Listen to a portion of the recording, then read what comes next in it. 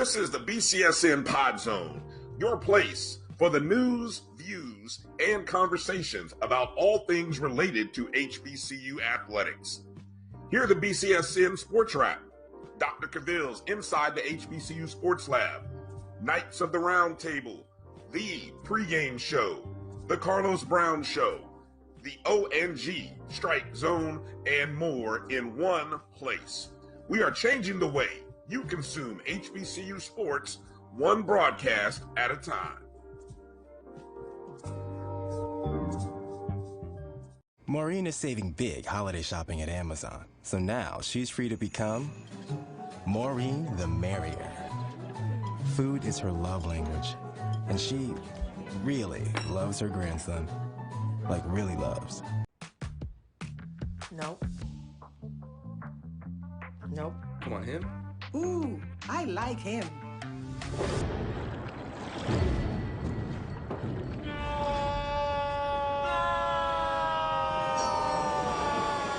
Quick, the quicker picker-upper. Bounty picks up messes quicker, and each sheet is 2 times more absorbent, so you can use less. He's an 8. He's a 9. Bounty, the quicker picker-upper.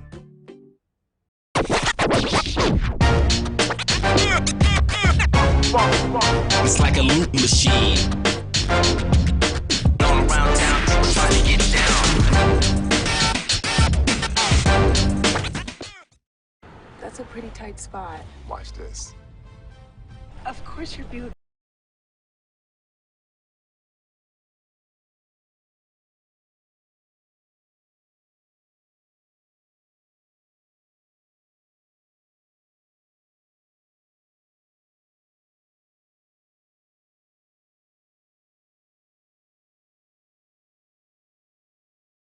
A Buick that fits your life, because at the heart of every Buick SUV is you.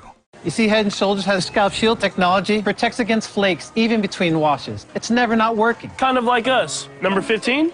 Never not working! I don't like this one. Me neither. Let's get out of here. Head & Shoulders Scalp Shield, never not working. Follow the Black College Sports Network on social media at MyBCSN1, the number 1. On Facebook, Instagram, and Twitter at MyBCSN1.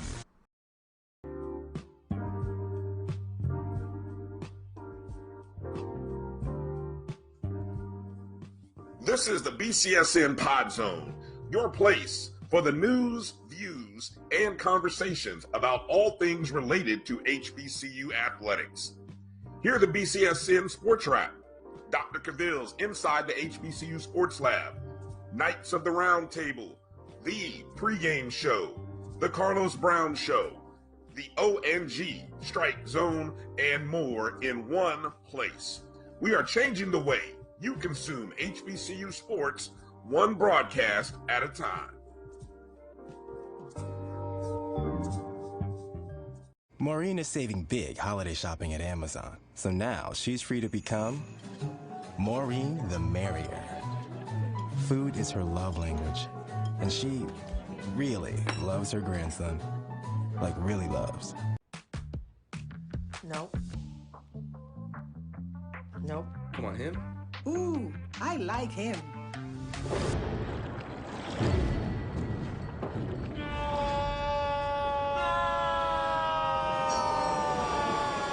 Quick, the quicker picker-upper.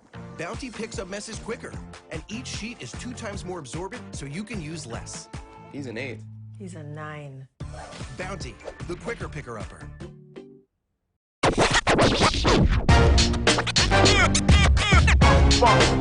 It's like a loot machine. All around town, people trying to get down.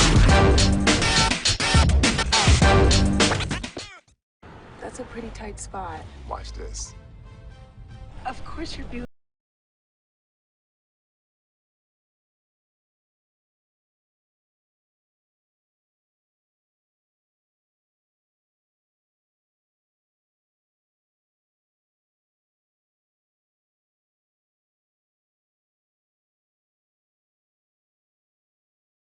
There's a Buick that fits your life, because at the heart of every Buick SUV is you. You see, Head & Shoulders has scalp shield technology, protects against flakes, even between washes. It's never not working. Kind of like us. Number 15? Never not working! I don't like this one. Me neither. Let's get out of here. Head & Shoulders scalp shield, never not working. Follow the Black College Sports Network on social media at MyBCSN1, the number 1, on Facebook, Instagram, and Twitter at MyBCSN1.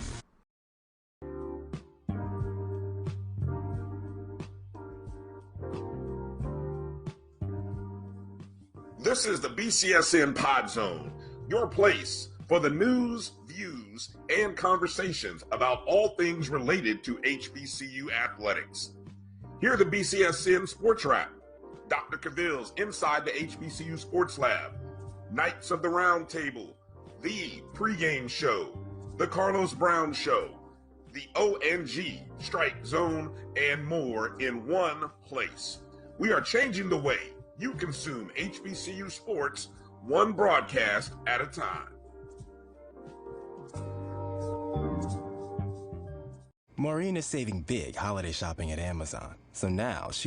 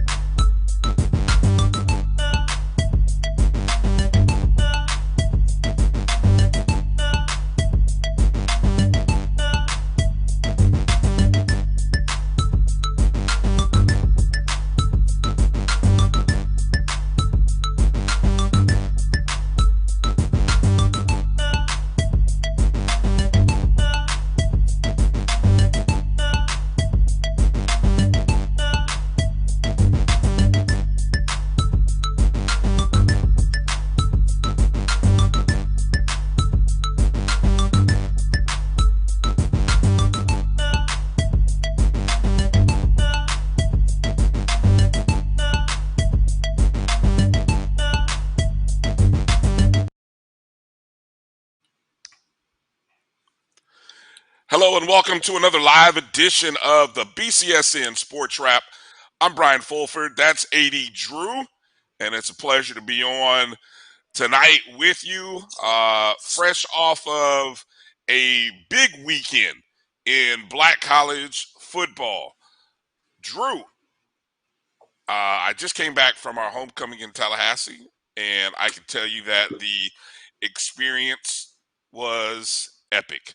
The greatest homecoming in the universe lived up to the hype. Did you miss not being in Tallahassee with your Rattler brothers and sisters this weekend? Are you seriously going to ask me that question? Of course I miss not being in Tallahassee with all my fellow rappers. What I did not miss is all the traffic and everything else getting to and from the stadium. That's what I did not miss.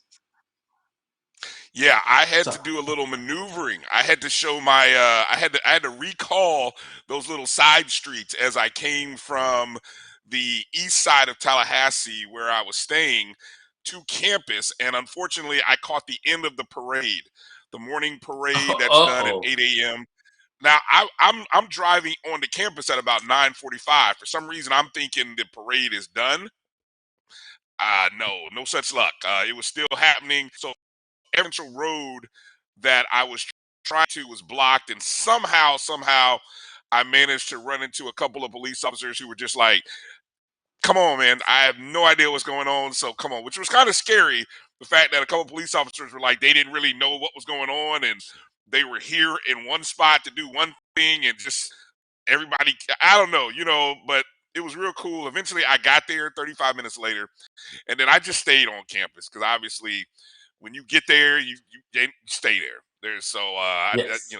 Yes. Yeah. Walk. Get your steps in. Did I?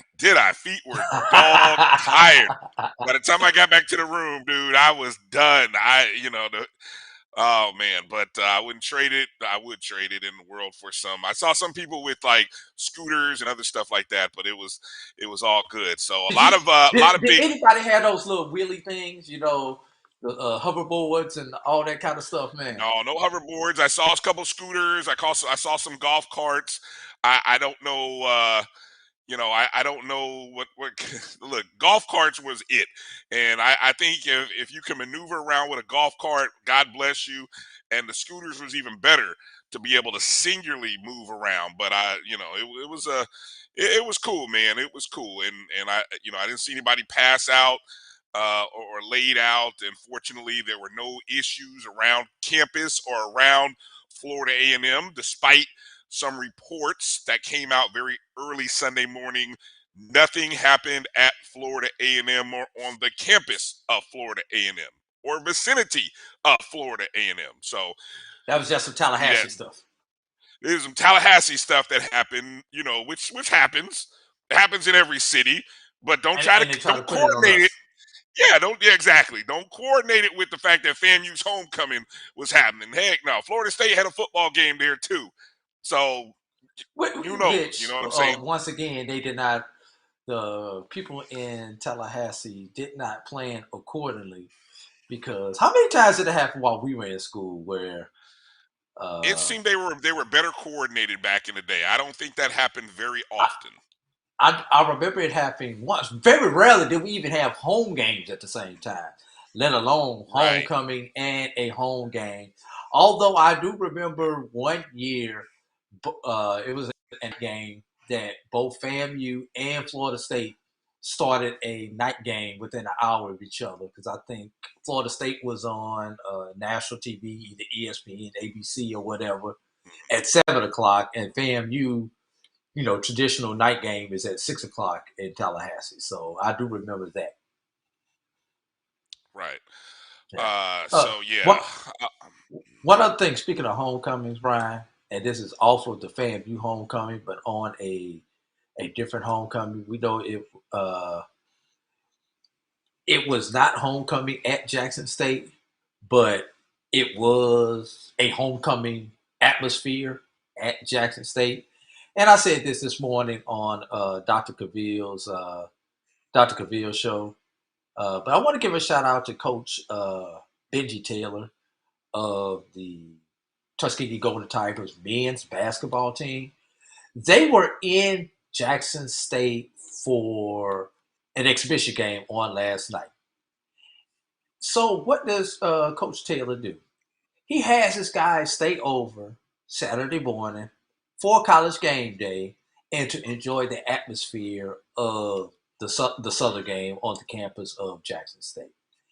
And someone pointed out to me that for the freshmen, the sophomores, and the juniors at Tuskegee, they've never had a homecoming. So for them to get this atmosphere a week early, because this upcoming Saturday is homecoming at Tuskegee, but for them to get that atmosphere a week early, I think that kudos to Coach Taylor for having that happen. Okay. Appreciate you pointing that out. Shout out to Coach Taylor. Want to thank you guys for coming in and watching the show. Busy show tonight. As always, make sure you're following us, please, on Facebook, Twitter, and Instagram at MyBCSN1, the number 1.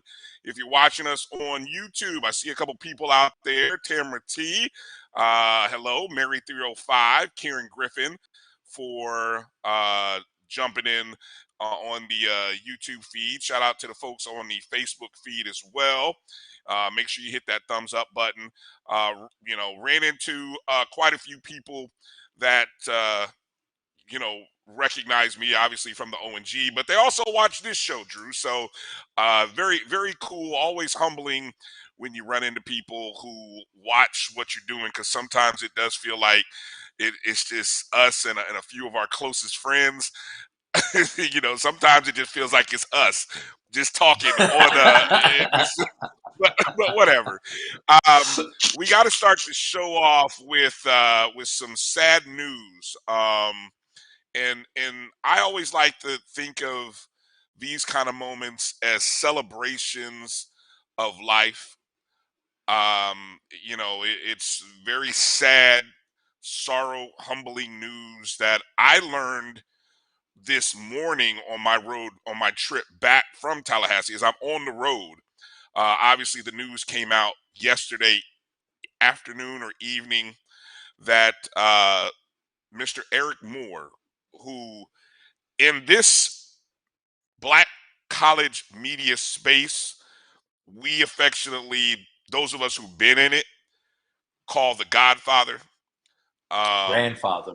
He, the grandfather, the Godfather. I think he's all of those things.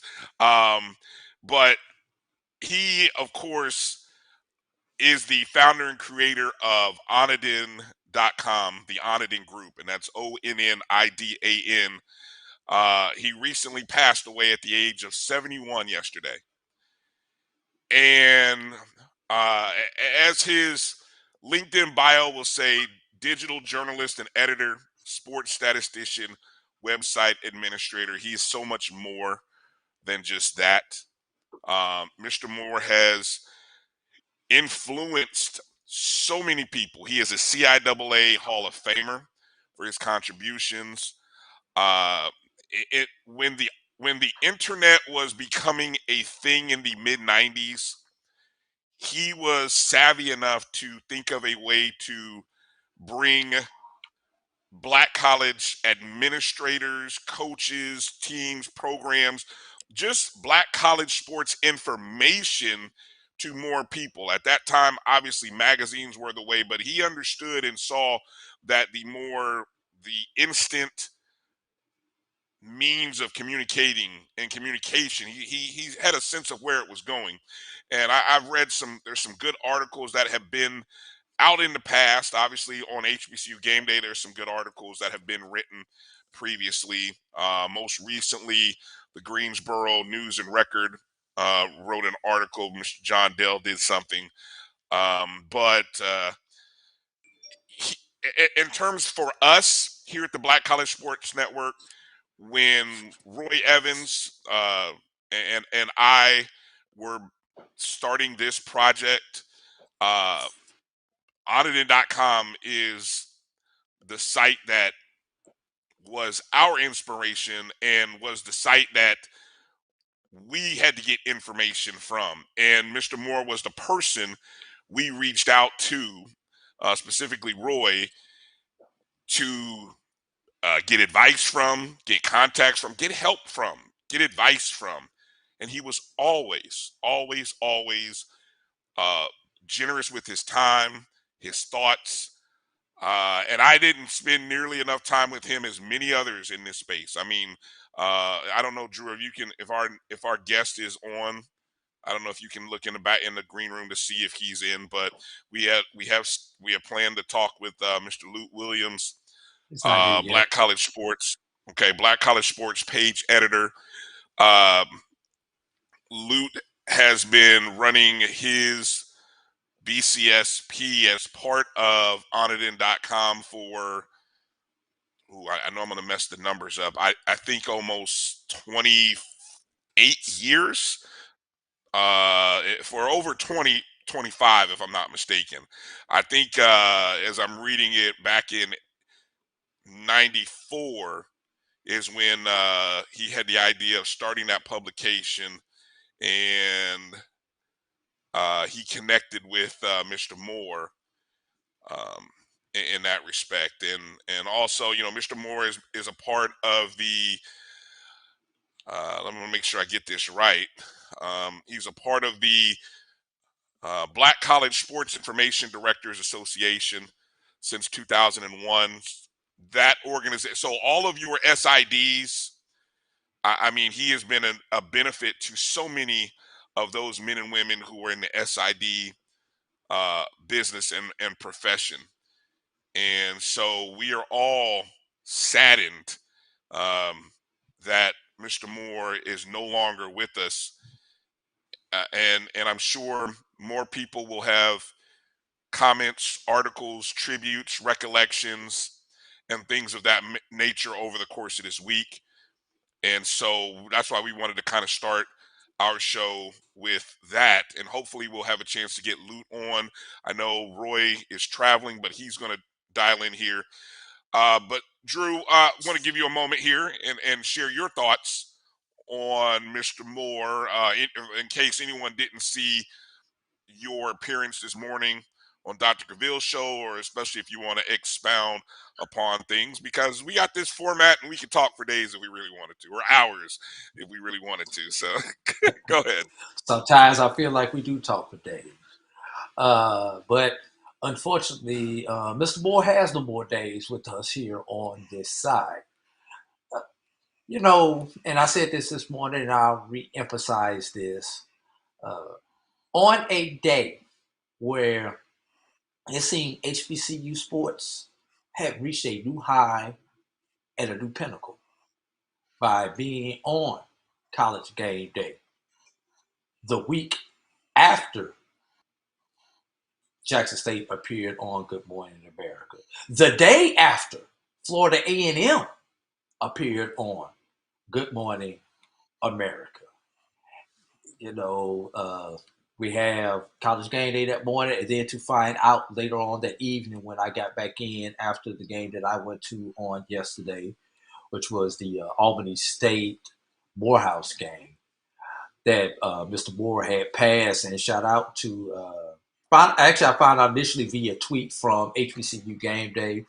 Want to give a shout out to those guys, Tolly, Stephen Gaither, and all those guys over there for getting that information out, that he had passed, and just gave it a moment to reflect on the fact that, number one, we would not be here today doing what we're doing were it not for the vision of this man. Yes, we can trace our black media when it comes to HBCU sports back to the Pittsburgh Courier, which was the first big national organization that kind of brought everything together. But in this modern age of media, onadad.com would have to be the equivalent of the Pittsburgh Courier in today's society. So, you know, those polls, Brian, where's the first place that we go to look for the schedule? Onadad.com. Yeah. Where's the first place we go to look and see the results in one place? Onadad.com. So, though he may be gone, I don't know who is ultimately in charge of onadad.com, because somebody's had to be running it for a little while, because Mr. Moore has been ill for a while. So I hope whoever has the passcodes and everything else continues that legacy on for Mr. Moore. The organization that you and I are both a member of, the HBCU Pro Sports Media Association, founding member of our organization. I think I have met Mr. Moore maybe in person, maybe once, maybe twice in person. Talked to him many times via Zoom and anything else. So yeah, it's just, it hardens me, but I don't want to dwell on his passing for long. I want to dwell on the life and what we are doing here. Without him creating that website, getting this information out, there's no reason for us to even be here podcasting, because HBCU and Black sports media would have never grown to the point where we could have been podcasting. There would be no HBCU Game Day without Eric Moore. I won't say there could not be. The road would have been harder for an HBCU Game Day. The road would have been harder for Donald. Yeah, for Donald Ware, HBCU sports. We all owe our roots to Eric Moore at onadad.com. Yeah. I got to give a special mention, I know, to, and this was you know, it's funny. We were just talking about when I was tailgating with a few brothers after the game. We were talking about how we missed message boards, and you know, the message boards. And this is where I was going to shout out Ken Rashad, who he was one of the founders of the SWAC page. Floyd Hill, one of the founders of MEAC Fans. And if you're old enough to remember the SWAC page and MEAC Fans, and then, of course, Onit.com, those were the 3 sites that you primarily went to, and we would spend the workday in message boards, chatting back and forth, running smack. Those were some epic times.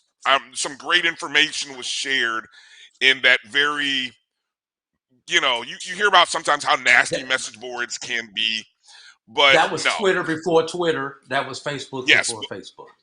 Exactly. But yeah, so I mean, and there were guys who had their code names, and you would spend time trying to figure out, okay, who is this? And then when you go to games, sometimes you'd be able to meet up with people who were in this space. And so again, I know Ken with worked with Mr. Moore probably maybe as much as Luke Williams did, probably via the Black College Sports page. Those are just 2 of the people that I know in terms of the longest. I mean, there may be others out there, but that's just my own recollection. And so, of course, Ken Rashad, of course, HBCUsports.com. So all of those sites that we go to and get information from nowadays, all of us have our roots, as you said so eloquently, from Onit.com. And what is great about Onit.com is the fact that, yes, you can still get the whole scoreboard of every game, regardless of division, regardless of FCS, Division II, NAIA, no matter what it is, it's all there. You have the time, whether it's a homecoming game. It's the one-stop shop, right? It's the one-stop shop where you go. And there were also some other great links. I think that was the one thing that a lot of people probably missed out on. There are great links. And that was another thing I thought Mr. Moore did a great job of bringing people together. As other entities came into the space with information, he did a great job of making sure that links were available, okay? And so that you could jump in and other people could be a part of the experience. Let's go to introduce. I'm obviously, he's no stranger to us. Many of you may or may not know, but we want to bring in Roy Eavins, who's we call him the boss, our boss. But anyway, he's the president of Jericho Broadcast Networks and the Black College Sports Network. And Roy, we were, as I told Drew, I'm driving, just learning of this. But the reason I wanted Roy to come in, obviously along with Luke, who hopefully we'll have on a little bit later. But Roy, when we first got into this, trying to figure out this project and this venture, Mr. Moore was one of those resources, friends that you relied on heavily in this space. So I want to just kind of give this time and let you kind of recollect and let people know how the relationship started and just how it grew. All right. Well, first, guys, thanks for having me on. Can you all hear me? Got you. You Loud and clear. You're all right, good. cool. All right. First thing I want to say, man, is condolences to his family and those people who were very close to him. As I did a post on his page last night as I found out about it, and I said, thank you for sharing his light with the rest of us, and sharing who he was, because he did. And I'll tell a story about my most recent situation that I had with him. But man, when we first started this thing, Roger Harris and I were surveying people. We said, we're really going to look at this thing. We're going to survey folks. So we were literally calling around and surveying at least 100 people in different markets where HBCUs were. Of course, we were based in Tallahassee at the time. And one of the things that kept resonating, that I had not heard of them at the time we were looking to start this, I hadn't heard of them. And I was just like, all these people, I mean, at least half of the people that we would call in the different cities was like, oh man, check out Onit.com. check out onthedan.com. And I'm like, what the heck is an onthedan.com? And we get to the page, and I'm looking at it, and I'm like, this is it. This is what we were looking for. Because we started this thing because we could not find information about HBCU sports in the different, even if you lived in the city where the schools were. We all know back in the 90s, in the 80s, the local media didn't really cover us. They didn't give us the shine, especially if there was a PWI in the same city. We were being in Tallahassee, right? We're there with Florida State, so there was like, a footnote, FAMU won. Oh, FAMU, So to find the site, so I immediately reached out to him and told him what we were looking at doing. We were like, you have this broadcast portal that you use. I mean, you have this portal that you use to provide people information, and like we would love to be able to add a broadcast piece of that, giving you the opportunity. At the time, it was funny because at the time, whenever I would tell somebody about what we were trying to do online, it usually took me about 20, 30 minutes of explaining to get them to understand. And if they were 15 to 20 years older than me, you might as well tack on another hour before they're like, what? Listening to stuff on the computer, literally. What year was this? You got to remind people what year this was. Not the computer, the pooter. One of the machines. No, this was 97 because this was before we actually got started. And Mr. Moore was one of the few people, especially people older. When I say older, he's at least 20 years older than us, the previous generation. He was like, really? When are you ready to start? And I was like, you get it? And he was like, yes, sir. And he's like, whatever you need. He was like, and listen, even us getting into the business, he was the first place that I learned about embed coding. Because he was like, oh, he's like, give me your embed code and I'll put it on our site. I was like, how you do that? So he giving you us stuff. Dude, I mean, because he had been like, and I was listening to you guys on the way in. But like Bryan said, he has been in the technology industry. And I think that's one of the things that we lose on his HBCU sports knowledge. But Mr. Moore was already in technology. He was there. You're talking about a website in 96. Do we have a founding year? Because I don't. 87 is listed as the founding year. But again, I think for me, probably the Onedin Group. The Onedin Group, founded in 87. So they used to do newspapers. And that's, right. Bryan, I don't know, remember when one of the things that we actually had when we started the Black College Sports Network was the Black College. We also did a Black College Sports page insert for Black newspapers. And we partnered with Mr. Moore and Mr. Williams, where we would run their stories and stuff. Because we had about, I think, 10 or 15 different newspapers that were running our stuff across the country, but we were promoting them. I mean, we were there because that's where we were getting our stories from at that point. We were the broadcast that we were doing at the start of this outside of the games. A lot of that came from things that we did or that we pulled from Ondan. He broke a lot of stories, man, but you talking about always being accessible to me. It was one of the things, man, that I had appreciated the entire time, and that I'm going to miss. And, he's one of the reasons that I try to be that way for other people, because I could literally call him whenever and he'd be like, what you got, Roy? What you need? What you trying to figure out? And, or I'm running stuff by him. It's like, hey, Mr. Moore, we want to try to do this with some of the schools. And he'd give me the advice because he's dealt with everybody. Everybody in the HBCU landscape and all of the conferences knew who Eric Moore was. And just to have had the opportunity to spend time with him and talk to him as much as I did. And I said I'm going to tell the last story. I'm just tell this quick story. So when we had the Elizabeth City contract, there was one game that, we've talked about this. Elizabeth City is notoriously difficult to get in and out of. It is literally, it has to be the worst place to try to get to. And so he happened to be 3 hours off of I-95. Right. Yeah. He was happy. He happened to be statting a game that I was covering for them.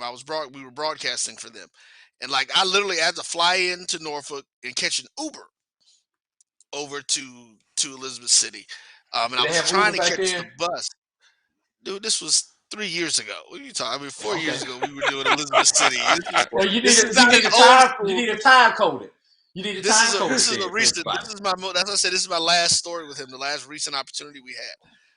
And so what we ended up doing is when he was there, I was like, I was going to be stuck having to wait to catch a Greyhound the next morning or something. But he was like, no, I get you a ride to Charlotte, because from Charlotte I could actually get a megabus to back to Atlanta. And so, I was like, well, Mr. Moore, I'm not gonna pull you out of your way to do that, because I know you got to get back. Because we had been talking, and I want to say he called his wife and he said, hey, look, I got one of the guys here and he needs a ride to Charlotte, so I'm gonna go ahead and take him in. And he went out of his way to drive me back to Charlotte so that I wouldn't have to stay in Elizabeth City overnight to try to wait for this bus. And man, that had to be one of the best conversations about HBCU history that we had on that ride from Elizabeth City to Charlotte, man. And and I told him, I said, this is why we appreciate you. This is why I think, and I'm gonna let you know, I think I started calling him the Godfather. I was the one that started calling him the Godfather of HBCU sports. And I'm like, because Drew, and I heard you say it. I mean, no, we wouldn't be here. I don't necessarily know if we wouldn't be here in the format or as far along as we are had it not been for Onerden.com, because they made so much of our work, especially us, easier in the beginning stages of what we were doing, because they had all the schedules, as you mentioned. They had all the updates. So when we were building these scoreboards and we were doing these shows talking about these different games, we had all the results in one place that we could go to and get all of it. So no, they were the Onerden Group, and Eric Moore literally paved the road for HBCU sports broadcasters in the 2000s and into the 2000s. They were definitely the catalyst for that. I love the way you said that, paving the road. Yeah. Because that's they that's were really good. trailblazers. Yeah, we had a much easier ride because they had paved the road in what he did. Yeah. Yeah. It's me. I was just looking on here on the YouTube feed as people reminiscing here. I know Karen Griffin here. Rest in peace, Eric Moore. I'm a longtime fan of the Onerden Black College Sports Fan Forum. Also, our good friend Joshua Jackson. Mr. Moore helped me immensely in my career as an SID. He was always interested in what we're doing at EWU, Edward Waters University. For those who don't know, he will be greatly missed. Let's see if I can see any other comments here. I mean, that's just that. I mean, Josh is just one of many. Again, he was a part of the Black College Sports Information Directors Association, and so anybody there, those hundreds of SIDs, assistant SIDs, those who have gone from being an SID to maybe now being athletic directors, or even in other roles at other schools, all interacted with Mr. Moore in some form or fashion. And I think if we can do one thing in honoring his legacy, it's making sure that we continue to share the history of HBCU sports, even with the new media coming in. And we say new media, what we're talking is maybe anyone within the last 2 to 3 years, or we could say anybody post of the Prime effect. We'll call it the Prime effect, obviously, because that's brought in a lot of people. Being able to share history with them, is one of the big things that Mr. Moore was about, but also helping. Because one of the things I've always said, Roy? More people talking about this is good for all of us, right? Nobody ever complains about the number of people covering the FBS or the Power Fives, do they? There are hundreds who are out there covering it. There are so many stories to tell. And so in our HBCU world, we're probably just scratching the surface of all the stories.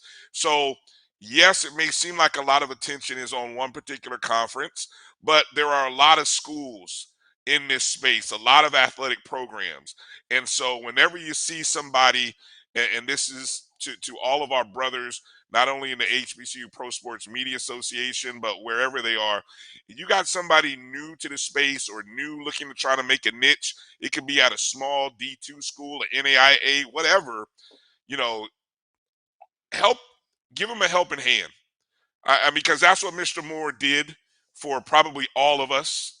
I feel pretty confident I can say that he offered a helping hand.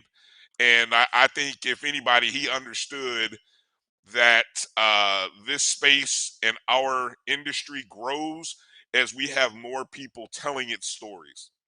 So I think that is the greatest legacy that we can share um, and related to Mr. Moore. And I say that I'm sure there'll be other tributes on other platforms. I encourage you guys to soak those stories up, read the articles. Um, it's one of those things you talked about sharing stories. Like I'm sure that conversation ride is one of those things that will stick with you. And Yeah. look, the more opportunities we have to sort of put our voices and share this history, take advantage of it, guys. Take advantage of it because it's not promised tomorrow. So if you get Yeah, an no, opportunity,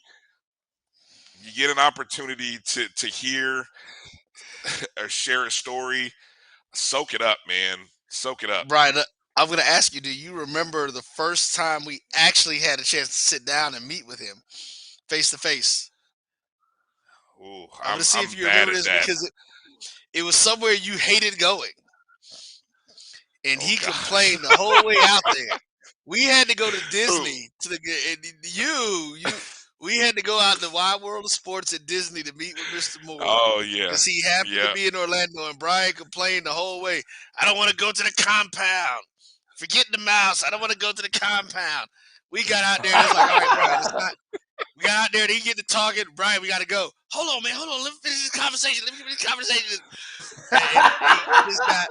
It You know, flipped 180 home. Brian's a stat nerd. And I mean, come on, Yeah. that was Mr. Moore's thing, man. So when he That was can his get thing. in and have those conversations about that, he knew all that stuff. I mean, he just had it loaded in. I'm not gonna hold you guys up the show. I definitely wanted to come in and say my piece. I did want to say one other thing, because I've been watching the ticker go by. Yeah. And of course, we're celebrating Jackson State and what they're doing. And people talk about history. Let us not forget Benedict Tigers, who are on an undefeated run themselves. And we were talking to Anthony at the game, and since they have been, I believe it's 3-0, every week has been history making for them. This is the best that they've ever been. And so right now they're looking real strong in the D2 realm, and we're going to be looking forward to seeing and following them. Of course, they're here on the Black College Sports Network. So, but yeah, don't leave those Benedict Tigers out. I was at their homecoming, which was a real cool, real interesting. I missed FAMU's homecoming, as you can see. I had to rep Friday because I wasn't going to be able to be there. I had people ask me.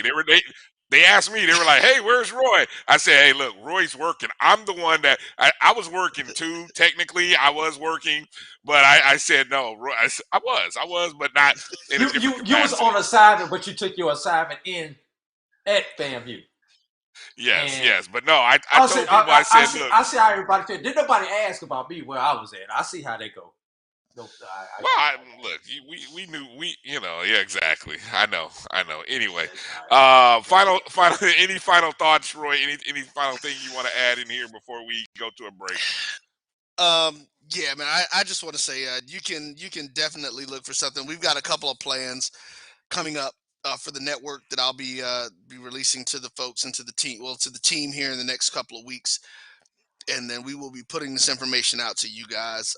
Just know that we will be doing something as a network to honor and remember Mr. Moore moving forward throughout this. And I've got some quick ideas and some short ideas of some things that I want us to do to add in. But again, without him, we would not have had the success that we had early on. And again, because the first thing he did, like I said, he put all of our stuff on the On It End site. I didn't even ask him. He was just like, hey, yeah, here, you need to put it here. So everything that we had when we had live games back then, he was running us and everything. So, like I said, we will definitely be doing something to honor him as a network and to make sure that his name is not forgotten and that people will continue to remember him. But thanks again, guys. And yeah. All right. Again, keep the Moore family in your thoughts and prayers, and make sure to soak up whatever tributes you see over the course of this week and articles that you read.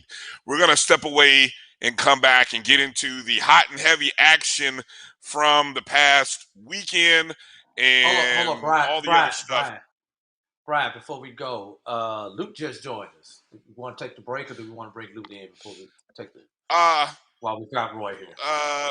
Let's keep it going. Hell, I mean, this is our show, so we can do what we want to do. All right, give me just a second. I just saw Luke come in. Now I gotta find. Okay. Let me bring Luke in.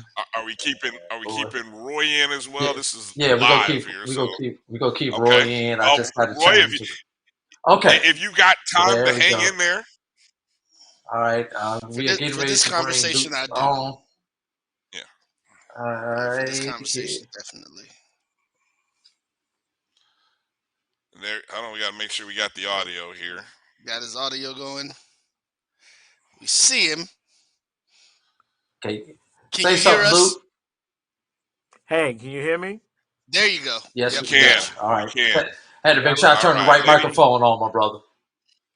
Hey guys, sure, no problem. Sorry hey. to be joining you so late, man. No. We as we said at the beginning, this is this opening part of our show is a celebration of life, of Mr. Moore's life, and so whenever you were coming in, able to join us, that's when we were coming to you. And so for anyone who's not aware, this is Mr. Luke Williams, the editor, Black College Sports page. One of the most detailed information pieces. Again, another one of the as I like to say, the OGs that when a young guy like some of us, when we're trying to go get our information, it was onitden.com. It was Black College Sports page. I know your heart is heavy right now, Lou.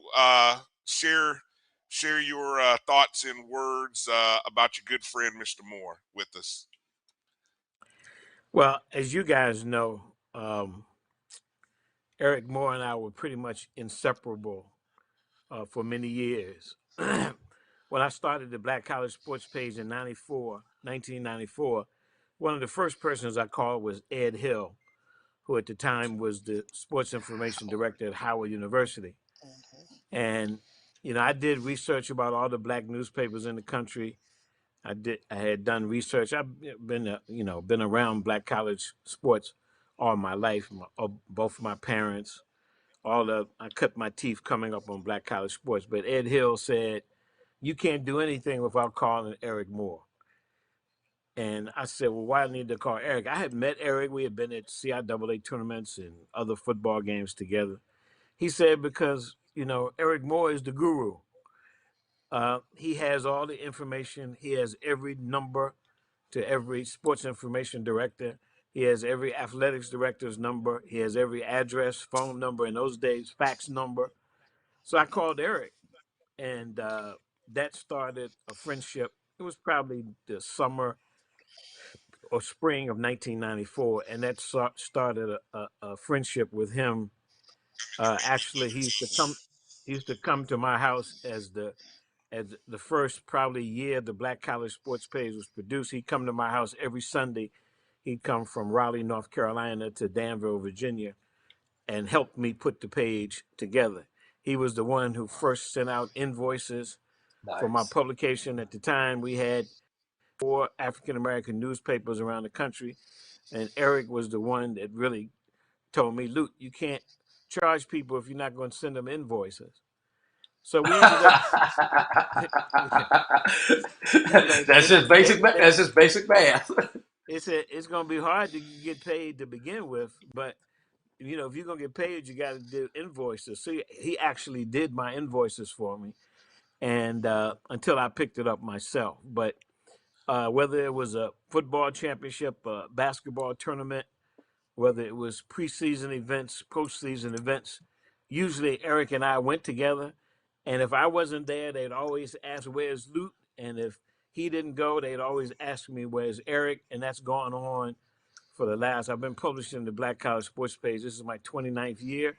And it's gone on for much of those years. And it particularly went on in the last year plus after he suffered a stroke and has been basically not bedridden, but he'd been at home. We stayed in touch. I talked to him quite often, and he had been up and down, but it was still a shock when I returned from A&T's homecoming game yesterday, and I got a text from Ed Hill, the same Ed Hill, and I got a call from Stan Luter telling me that Eric had passed. So yeah, he was more than a friend. He knew all of my family, spent a lot of time. He slept in my house many days. We've been practically from one end of the country to the other together driving. So he was a brother, he was a friend, and he's greatly missed because I know everybody that has anything to do with Black college sports, especially from a media standpoint, but even, and this is anybody in the media, Eric has done everything from, he didn't just revolutionize computer stats. He really was the person. I used to keep stats at HBCU games by hand, and you add it up with a calculator. And Eric was the one who introduced computerized stats. I don't know, 20 years ago, if not more, and he trained numerous people who've gone on in various levels of athletics, not just in stats, but in PR and public relations. That he has influenced. So it's a big loss. It's been a big loss for the last year since he's been trying to recover from his stroke. But him being gone, it's just I was close to Roscoe Nance, a legend in the HBCU media world. He passed a couple of years ago. I was great friends with Reggie Rutherford. Was another good friend of mine. So.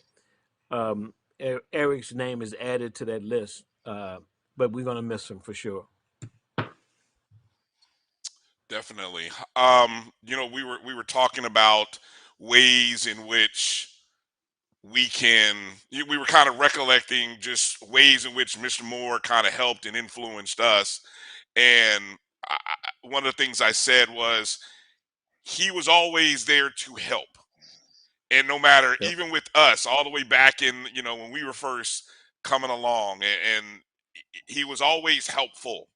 And so I was saying that as we move forward in this space, and now obviously you have so many new media members, whether it's directly affected to the prime effect or whatever it is, one of the things I know that Mr. Moore would be doing is always offering help.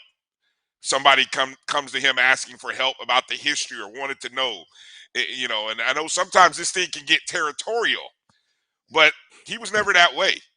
You know what I'm saying? Right. Which was, Right. You might expect that, but no, he was never that way. And so, what would you say? Sort of, what is that legacy? What would you say that we can do, others in this space, to sort of continue his legacy and just continue doing things the way Mr. Moore would have done it? We probably need to create an award in his name, if nothing else, that would recognize someone who's done a yeoman's job in terms of the things that you said, of helping people, of providing the information. Eric fixed a whole lot of people's computers. if people had problems with, especially if they had problems with software, stat crew, they would call him before games. They would call him while he was working games. To They would send their computers to him for him to fix them. And yeah, he was helpful. And one of the things that Ed Hill called me today about was how many guys just at Howard University that he trained not only to do stats, but these guys are now working for NBA teams, NFL teams. They're working for major corporate entities like what's the one out of Baltimore? Not New Balance. What is it? The one Under that Armour. Under Under Armour. Under Armour. Armour. Yeah, he's got people at Nike that Eric has influenced. Ed Hill is a similar guy in terms of the influence he's had, but Eric was much more on the technical level. He probably did stats. He did it for the SIAC. He's done it for the CIAA. He worked in the CIAA office. He taught at Fayetteville State University. When I started in 1994, that's where he was, at Fayetteville State. And the reason why he was so familiar, because he was the executive director of the Black College Sports Information Directors Association for the last 30 plus years. That's why he had all of those numbers, why he compiled so much. Eric every year would compile, and it's still on the dance site today. It's a team by team schedule that has every homecoming game, every classic game, every game by conference. I relied on that every year and relied on him. But we used to talk three to five times, basically every day of the week. In the last few years, as I've learned how to do plenty of the things that he taught me, we probably talk once or twice a week. So over the last year, as he's been dealing with these health issues, we probably talked once every 2 weeks. And I knew something was up because usually when I called him, when he was healthy, I called him. We would talk every day, every other day. The last year, I'd call him every couple of weeks, and he would either answer or he would call me right back. In the last 2 weeks, he hadn't called me back, and I thought maybe he was just, having some appointments or whatnot, because we kind of kept up with the kind of treatment that he was getting. But when I didn't get a call back the last 2 weeks, it concerned me, but I really didn't have any idea. So I've reached out to his wife and his daughter.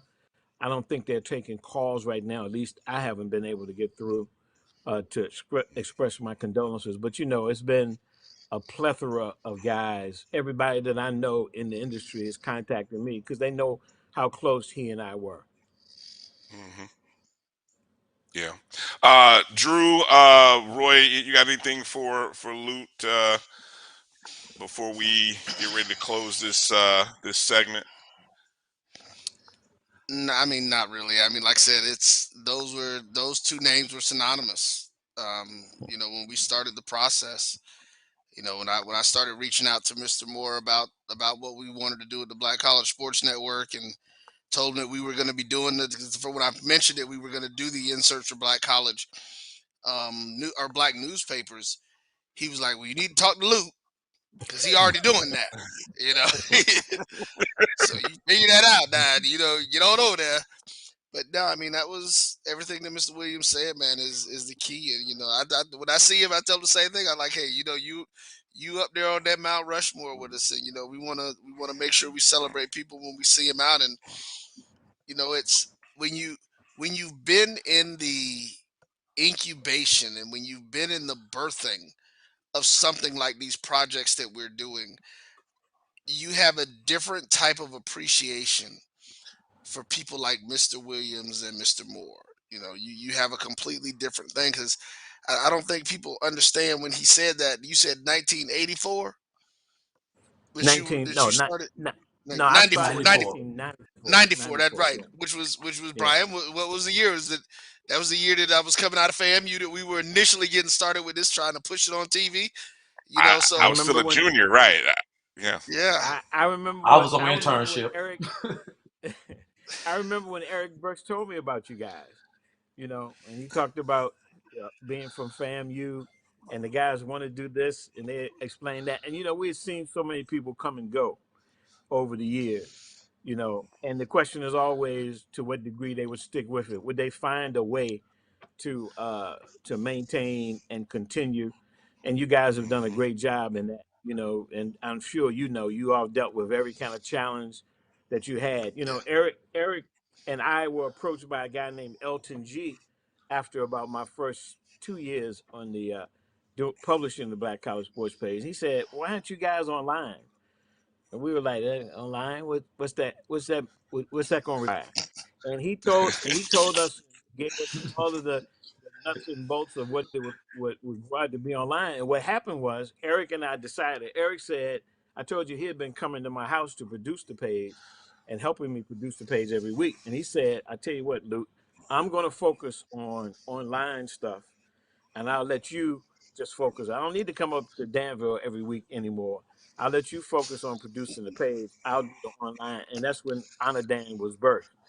So Honor Dan, in many ways, is the godfather of anything now, with the plethora of sites that you see online with all kinds of big wigs like Sports Illustrated and everybody else trying to get a piece of this HBCU pie now. But Eric, we were approached by a guy from Roanoke, Virginia, Elton G, and that's what he said to us: "You guys got to be online." And Eric, from that point, added to all of the other stuff that he was doing. He decided that he was going to create the Honor Dan site. And I don't know if you guys know, but do y'all know what Honor Dan, where that comes from? We do, but I don't think our listeners do, because you've told us the story. But right, tell the story again. Yeah, because his mother was Annie Moore and his father was Dan Moore.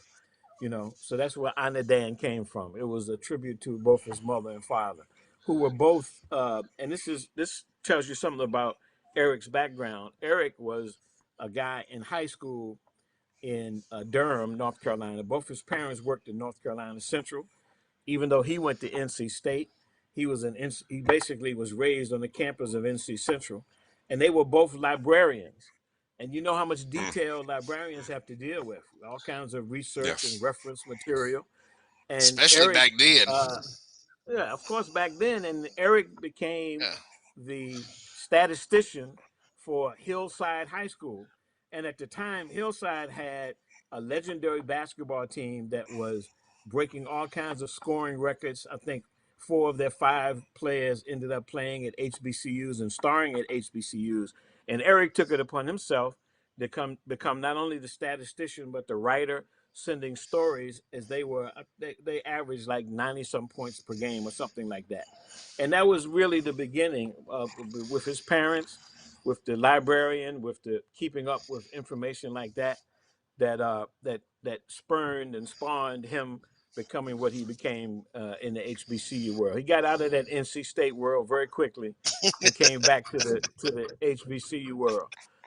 So that's a little bit of the background of Eric. And again, when we were making these rides up and down the road, and you guys know, everybody thought we were just a tag team. So whenever we were making these rides up and down the road, we did all kinds of things together with my family, with his family. So that was the relationship that the two of us had.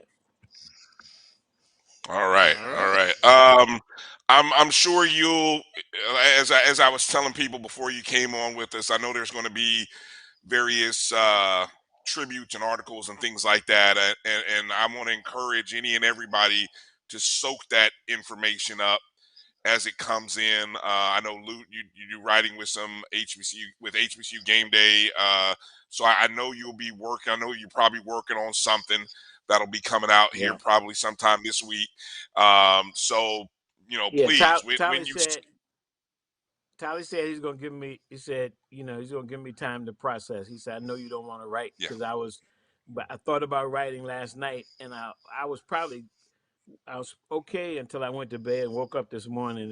How that really hits you sometimes like that, and it really hits me. So I've been kind of dragging all day, but what can we do except pray for him and pray for his family that they do well. But you had asked, and I think what we should do, like in the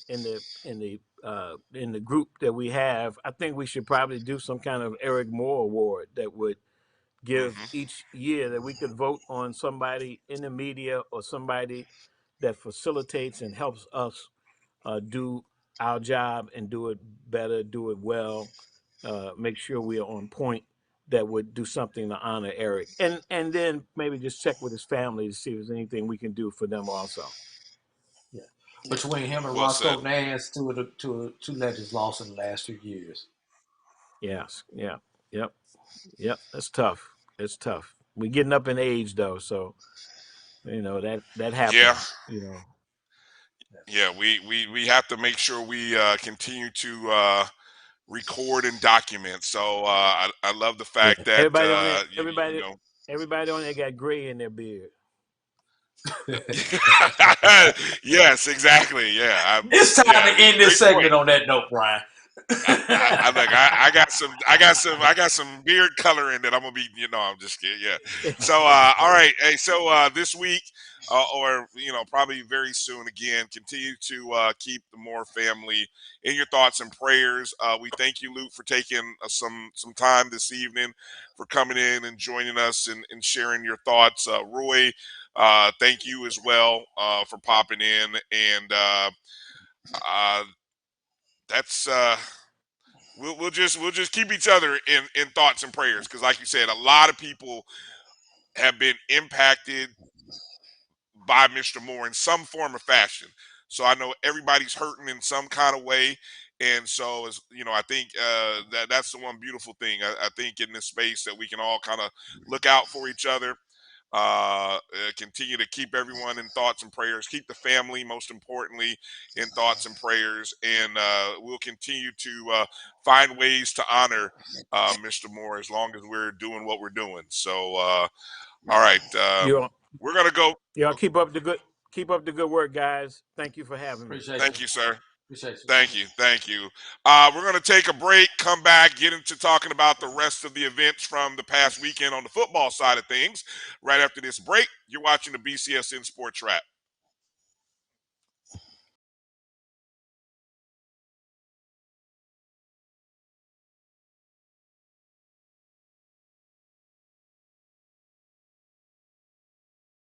Maureen is saving big holiday shopping at Amazon, so now she's free to become Maureen the Merrier.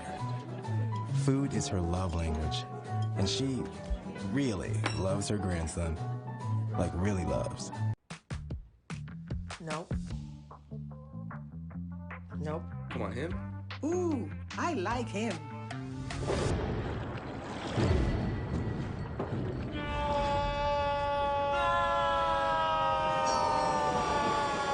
Quick, the quicker picker-upper.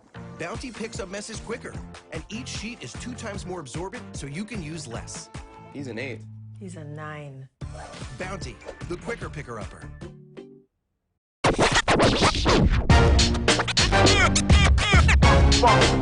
It's like a loot machine. All around town, people trying to get down. That's a pretty tight spot. Watch this. Of course your Buick part.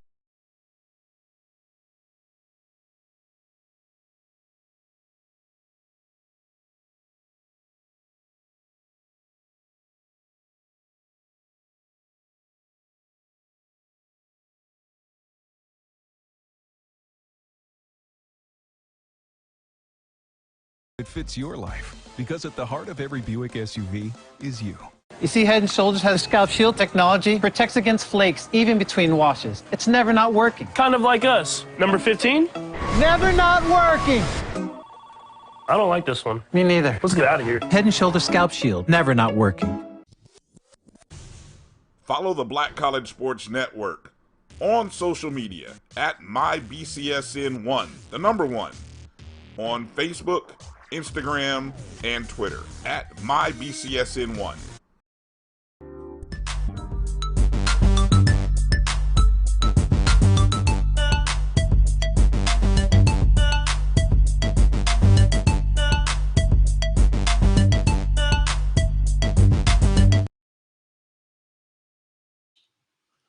All right, welcome back to the BCSN Sports Wrap. Bryan and AD here again. Got to thank Roy and Mr. Williams, Luke Williams, for joining us in that last segment. Appreciate you guys for watching.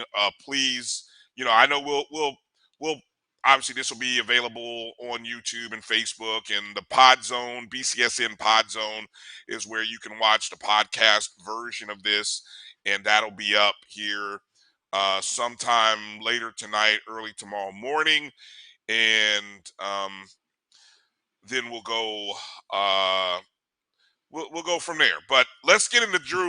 All right, big stories of the football weekend, because we got a lot to do in this second hour of the show, and we're not going to go overtime. That's our pledge. So whatever we don't get in, Drew, it's just going to end up being on the shelf for another time. All right, I you believe down with when I that? see You it, good with that? Brian. I believe when I see I'm it. I'm telling you so that if I speak it into existence and you speak it into existence, we're all on the same page with where we're trying to go, Well, let's right? stop. Well, let's stop wasting time and negotiating. Let's get into it. Okay, number one story. Whenever you have a number one team go down, that's your big story from the weekend. And there was no bigger upset than number one Virginia Union. In every HBCU poll that ranks and separates major and non-major, mid-major, non-D1, anybody from the D2 NAIA circuit, Virginia Union was the top dog, undisputed. They were nationally ranked number 10 in the Division II polls. Were they hosting? I believe they were hosting Shawan. Yes, all those road games that they won, and Yes. they lose this one at home. 26-21, losing to Shawan, who came on the road, and really, it was uncharacteristic play by Virginia Union. Gave up interception return for a touchdown. I believe also a scoop and score for a touchdown. On a block punt. On a block punt. So you All had of them in the fourth quarter. Yeah, and so I mean, you had a game that all of a sudden flipped on a dime, thanks to two defensive touchdowns that lead to the upset. Shawan's defense actually held Jada Byers, the nation's leading rusher, to just 109 yards, which by comparison, that's a bad day for him. Exactly, because he's been averaging like what? He was averaging what? Almost 170, 195. 195. Wow. Yeah. 7 sacks, 4 takeaways. I mean, when you have the kind of defensive effort that Shawan had, I mean, you got to overcome a lot. And so Shawan really, and what's funny about this, Drew, during the entire Bryce Witt era of Shawan, and they had some outstanding offensive teams, they never had the defense, right, to back up the great numbers that he was putting up and his teammates were putting up offensively. He graduates, and guess what? It's defense that is one step away from putting them into the CIAA championship. Now, talk about the scenarios of the CIAA and what it looks like now that Union did not claim it. Is the South decided? Just break that down, Drew. All right, first of all, raise your hand if you called this upset. I didn't think so. No one in black college media called it. Outside of wherever Shawan is located in North Carolina, I don't think anyone called this game. All right, now what does this mean? Let's start off with the CIAA. Fayetteville State has sold up the CIAA South. Let's go ahead and pencil. You can pencil Fayetteville State in as the South representative for the championship. Fourth consecutive year, correct? Fourth consecutive year. Is this a Buffalo Bill year? Congratulations, Fayetteville State. Question is this a Buffalo Bill year? That's the question. All right. Now let's move over to the North. The North has not been decided with that Union loss. Union wins, North is over. With that loss, Shawan must beat Elizabeth City State. All right, we throw that one out there. Just wanted to put that out there for general knowledge. Shawan has to beat Elizabeth City State, and 2 win Elizabeth City State. But those 2 wins are in conference, if I remember correctly.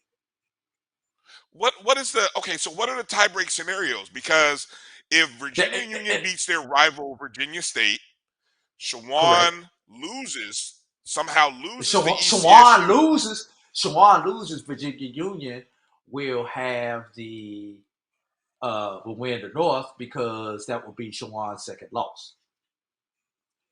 But if Union beats yes, State, you're right. You're right. I got you. Yeah, I looked right past that.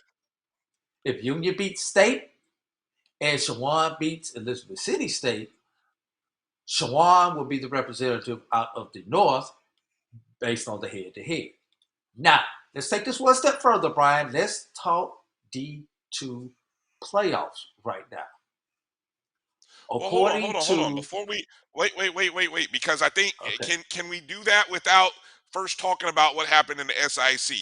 Do we need to talk about what happened over in the SIAC before we talk about the playoffs? That's fine. That's fair. Okay.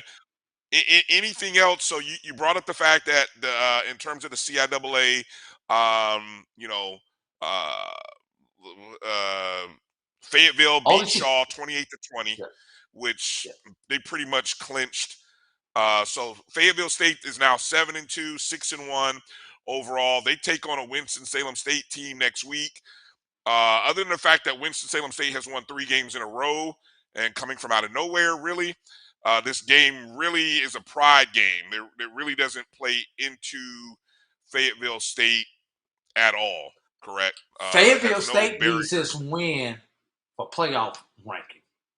That's what this game means. Okay. Yes, that's what this game means for them.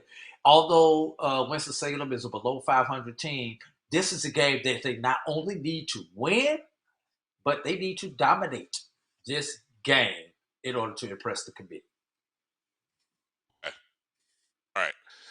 All right. So that's the scenario. So what does the Virginia Union loss?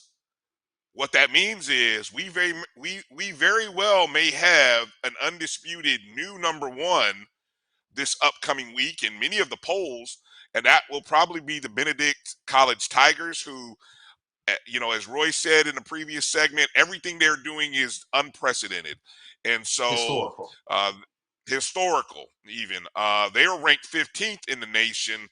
They got a 49-20 win over Clark for homecoming. They are now 8-0, I believe. 9-0. 9-0.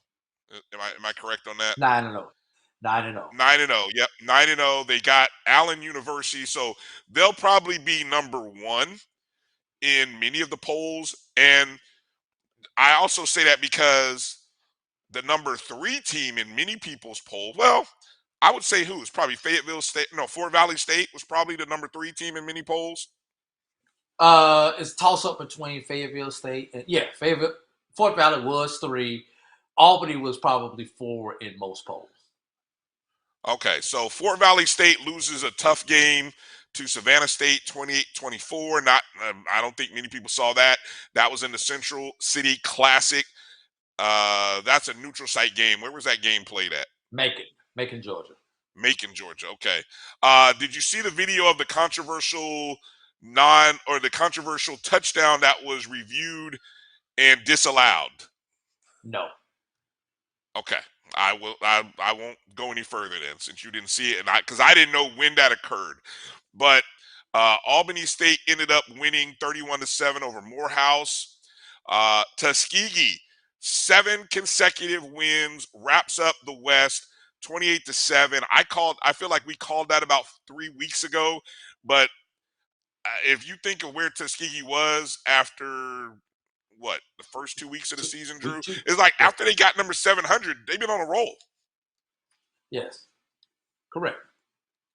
Yeah. So and this one is the first game since that 700 where you can honestly say that their defense won this game, as the 700 was a 13-10 slobber knocker.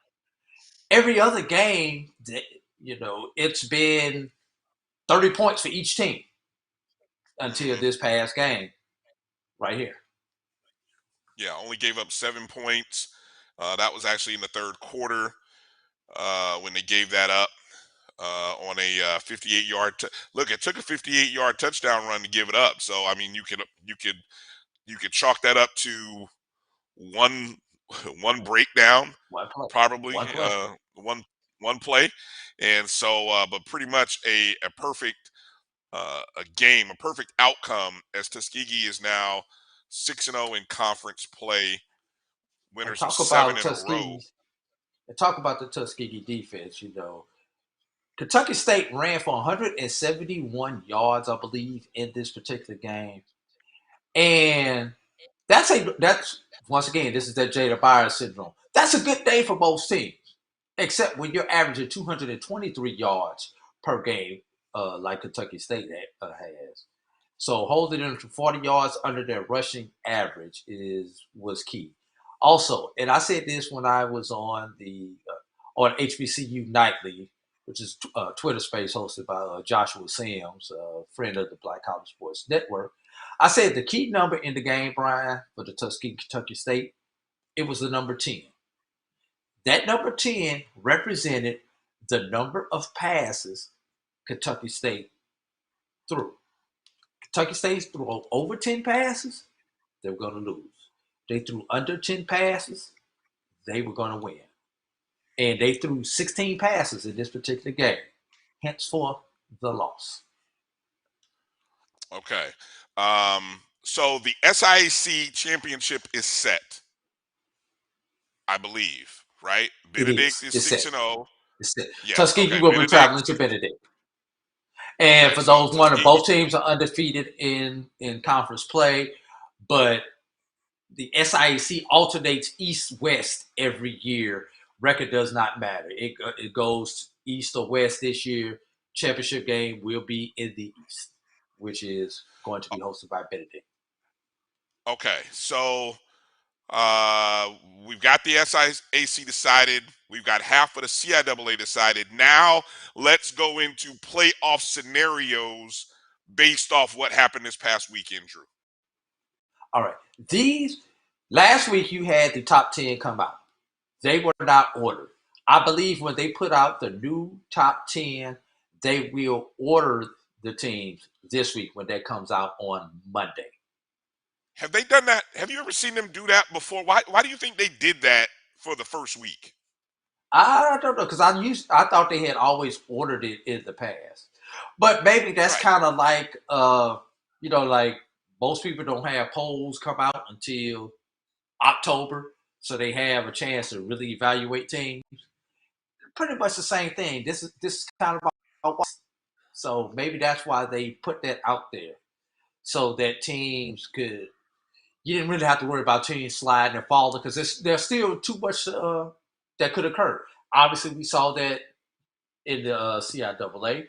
We saw it in the SIAC. We also saw it in the SAC, which was one of the conferences that include this super region, along with the Gulf South Conference. Now, everything ran to chalk in the Gulf South Conference, but there was another top 10 team that lost in the SAC, the South Atlantic Conference, also this weekend. So, no, there were two. There were two top 10 teams that lost in the South Atlantic Conference this past weekend, with Lador-Rhine and Newberry losing this weekend. Okay. So, okay. Here are the new projected top 10 teams. Whose Delta projections State, are these? This comes from inkblotsports.com, who is very accurate. He hit 9 of the 10 that were in the initial ranking. Gotcha. So, okay, and he has a formula that uses the NCAA formula, but they still have the human factor. They can raise the lower teams based on the human factor on the NCAA committee. So this is just the nerd portion of that formula. Delta State, number 1. Benedict, number 2. Wingate, number 3. West Florida, number 4. Virginia Union at 5. Limestone, 6. Limestone and Tuskegee tied at number 6. At number 8 is Albany State. So after Limestone and Tuskegee, those will be the teams that were in. Right now, Albany State is the first team out, according to inkblotsports.com. Number 9 is Tusculum. Number 10 is Fayetteville State. followed by Fort Valley State and Shawan. So that is the top 12. And that's usually how they do it. They usually do it about the top 12 at this point in time, top 12 to 14 teams. Who was 11 and 12 again? That Fayetteville followed by Fort Valley. No, excuse me. Fort Valley, Shawan. Fayetteville was 10. Okay. All right. So let's see. As it looks like going into this week, we know Benedict has a game this upcoming week against Allen University. Union has to play Virginia State on the road. Never easy. Never easy. That's a rival game. We've seen that thing go south for Union before. Let's not talk about the overtime fake kick. We're not going to mention that. Okay? We're not going to mention that happened. The busted water bucket. Yes, the busted water bucket play. We're not going to talk about that. Tuskegee has Miles, rival game. They got their old coach. Homecoming / senior day. And your old coach is coming to town. Yes. That game is at Miles, right? No, the game is at Tuskegee. Tuskegee is hosting. Oh, so is this going to be the first game in the new stadium, the new renovated stadium? Man, all they did was put some carpet down and did a little bit of painting. But yes, this is the first game in the stadium. Wait a minute. That's all they did? It took the whole season just to do that? Boy, Drew, I love the way you just minimized a whole season into just, they just put some carpet down and okay, man, okay. Okay, let me take a look. They put new turf down, but they had to turn out all the old drainage and everything because it was a natural surface. So they had to take out all the pipe, underground irrigation and everything else in order to lay down the new turf. So you could just lay it down on top of everything else. They had to rip everything out. That's what took so long. All right. Albany State has Fort Valley State, which that's the Fountain City Classic, correct? Yes, I will be in the house for that. That would have been interesting had Fort Valley not stumbled to see where they would be, and then you've got Fayetteville State taking on Winston-Salem. Okay, now the one hold thing. On, let me throw out some other games to watch in some of the other conferences. Wingate. Now, how do these other games? Well, hold on, no. Let's stick to the HBCU. I mean, time is a thing. Let's stick to the HBCU. Okay. I mean, because what I was going to ask you has to do with after week 10. Okay. Right? Because Correct. of that list, what we do know, Benedict has an 11th game. Tuskegee has an 11th game. Fayetteville State has an 11th game. Union, Albany State, Fort Valley State do not have an 11th game. Well, let me ask this. Is Albany State, Fort Valley, is that an elimination game? In essence, yes. Okay, so yes. Somebody maybe let's for Fort Valley, definitely an elimination game. Albany State could possibly lose the Fountain City Classic and still backdoor their way in. Okay. Interesting. Yeah. In terms of conference, is this where you were going to go when you were talking about Wingate in terms of conference? Because I'm assuming Delta wins Wingate, West Florida. As of right now, Delta will get the Gulf South bid, preferred qualifier. Excuse me, earn access is the word. Delta State will be the earn access, which is a fancier way for an automatic bid with a few extra caveats.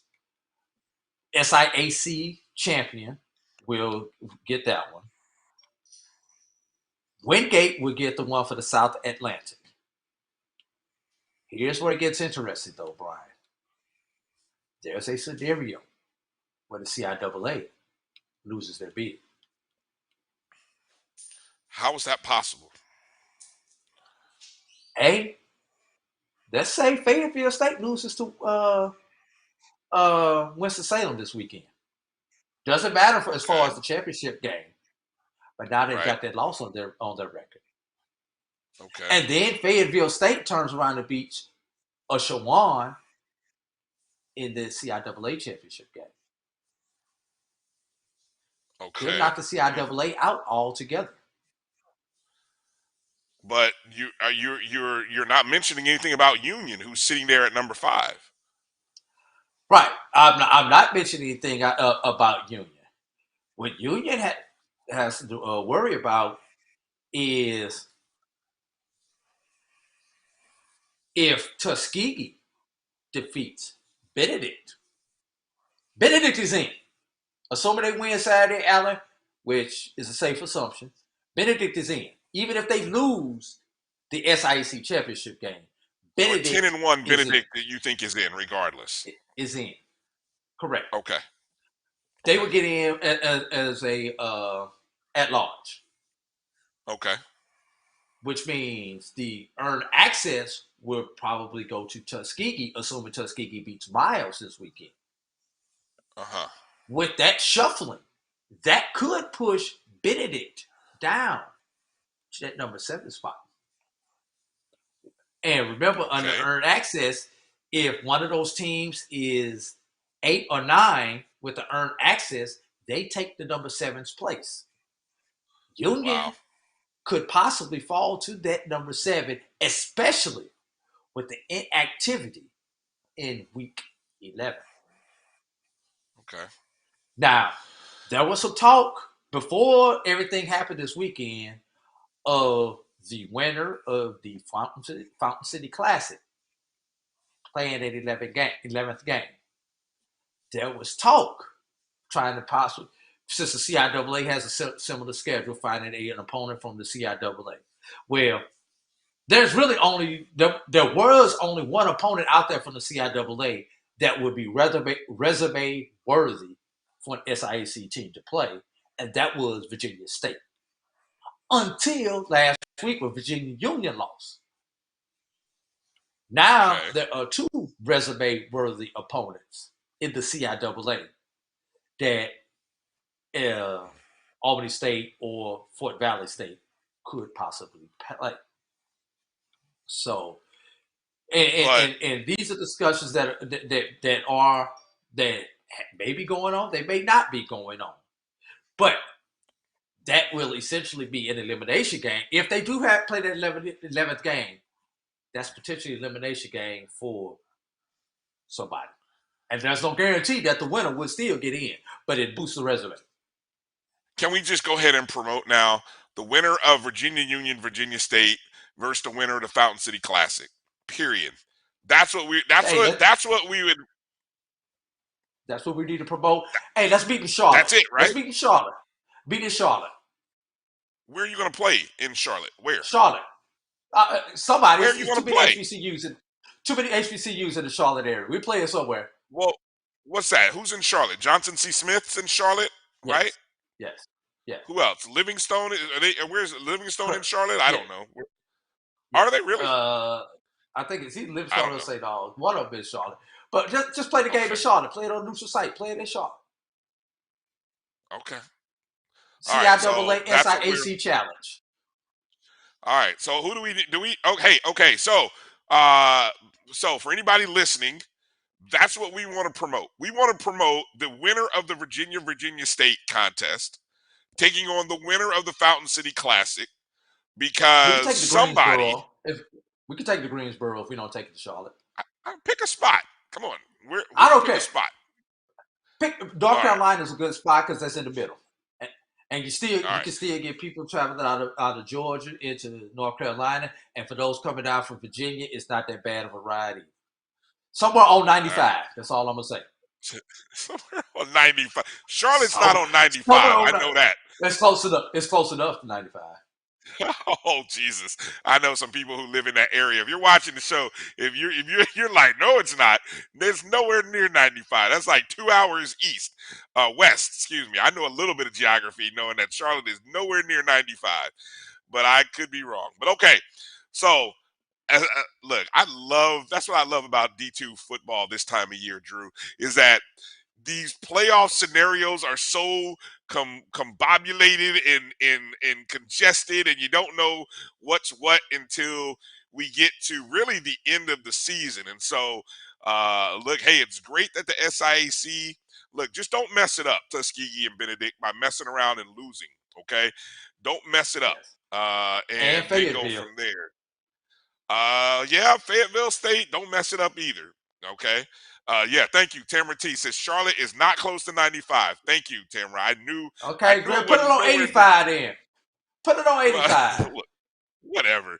Okay, so that's going to be the promotion tool. If you know any administrators at Virginia Union, Virginia State, Albany State, Fayetteville State, let's go ahead and get in their ear now.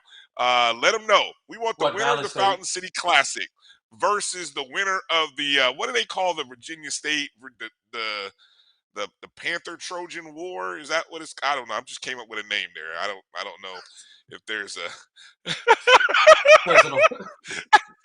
don't know what it is.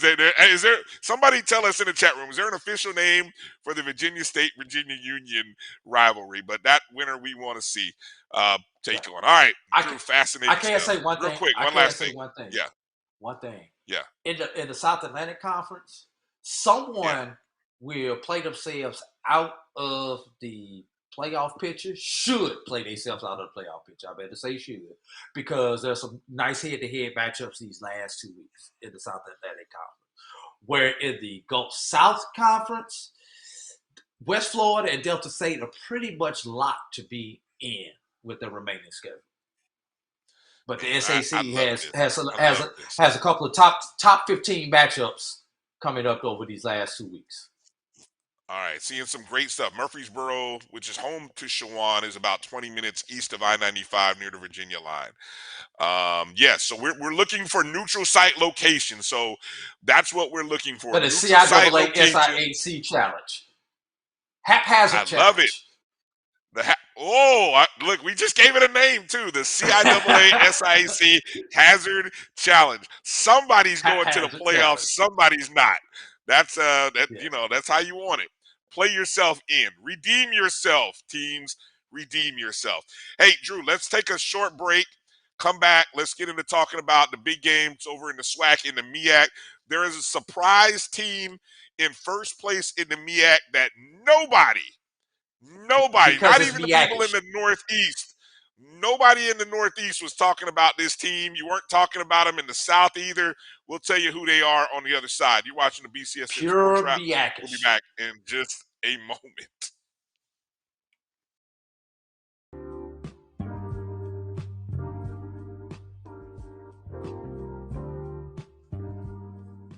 This is the BCSN Pod Zone, your place for the news, views, and conversations about all things related to HBCU athletics. Here are the BCSN SportsWrap, Dr. Cavill's Inside the HBCU Sports Lab, Knights of the Round Table, the pregame show, the Carlos Brown Show, the ONG, Strike Zone, and more in one place. We are changing the way you consume HBCU sports, one broadcast at a time. Maureen is saving big holiday shopping at Amazon, so now she's free to become Maureen the Merrier. Food is her love language, and she really loves her grandson. Like, really loves. Nope. Nope. Come on, him? Ooh, I like him.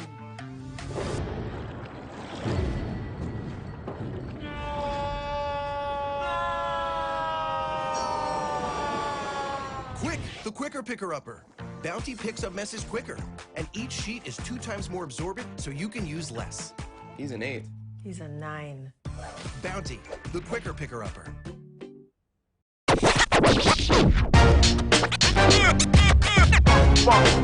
It's like a loot machine. All around town, people trying to get down.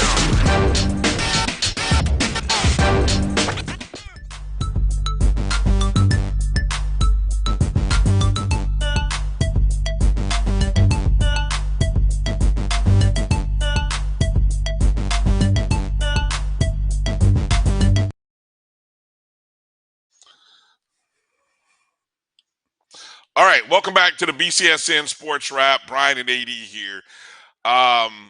You know what, Drew, over the weekend, I didn't know Jackson State had a chant, this fire up J State fire. I didn't know that was a thing. I learned something new thanks to the HBC or the college game day appearance. So by all accounts, by all reviews, it was an epic show and an epic appearance. The amount of coverage, absolutely. Hey, I give you kudos, Jackson State, Jackson, Mississippi, Southern fans for for also being a part of making that event great. I like to follow a lot of some of those ESPN people I follow for others, so I'm always curious to hear how they talk about that event. I know Pat McAfee, former Colts kicker, who's a part of that show. He loved his time in Jackson. Went to the Battle of the Bands. By all accounts, the jukebox the Sonic Boom ran away with everything. The Battle of the Bands, the zero quarter, the halftime, the fifth quarter. Apparently, I mean, did the human jukebox even show up? I'm just asking. I didn't see, but I'm just going by reports. So they got shut out, and the team got shut out. 35-0. I think that's the most. I know there are a lot of surprising outcomes that happen in the FCS, Drew. But when you have the number one team in the West, number one team in the East, and it's a 35-point shutout, I don't know I think now there's a clear separation between Jackson State and everybody else. I don't know who the second best team is now in black college football, because I was really thinking it was Southern, just on the way they had played leading up to that game. And then they get shut out for the second time in this season. Drew, what do we make of Jackson State Southern? What do we make of this? I don't know what we make about Jackson State Southern, but I will address your question as who is the second best team to Jackson State. Question is, who cares? Why do I say who cares? Let me break this down for you. Right now, most teams, we'll just go through the top five. Jackson State's number one. Most people have Florida A&M as number two. Who Jackson State beat by 50 plus points. Yeah. Yes. By a lot. The number three team, they just shut out. The number four team in most people's polls is Central. Now, Jackson State hasn't played Central yet, but Jackson State beat the team that beat the number four team, North Carolina Central. That same North Carolina Central who beat the number five team in North Carolina A&T. And then let's take it a step further, Brian. Uh-oh. You've got the team that's leading the MEAC, which is Howard, and Jackson State beat the team that beat Howard to open up the season. Yeah, they did. I forgot. Man, Jesus. And the same Howard team that beat the number two team, well, that was the number two team in the MEAC, Delaware State. How many degrees of separation have we gone thus far over Jackson Way State? too many. Way too many. Yeah, 8-0, 5-0. Look, another shutout. I don't know how many shutouts it is. How many shutouts is that for Jackson State this year? They're only giving up about 10 a game. But that was a dominating performance. Actually, first shutout, Brian. That's the first shutout, but they've given up 3, 7, 8, and 8. So in 5 of their 8 victories, they've given up 10 points or less. 8 points or less, 1 score or less in 5 of their 8 victories, Brian. Wow. Um, Pretty I've only impressive given up performance. 20 points one time.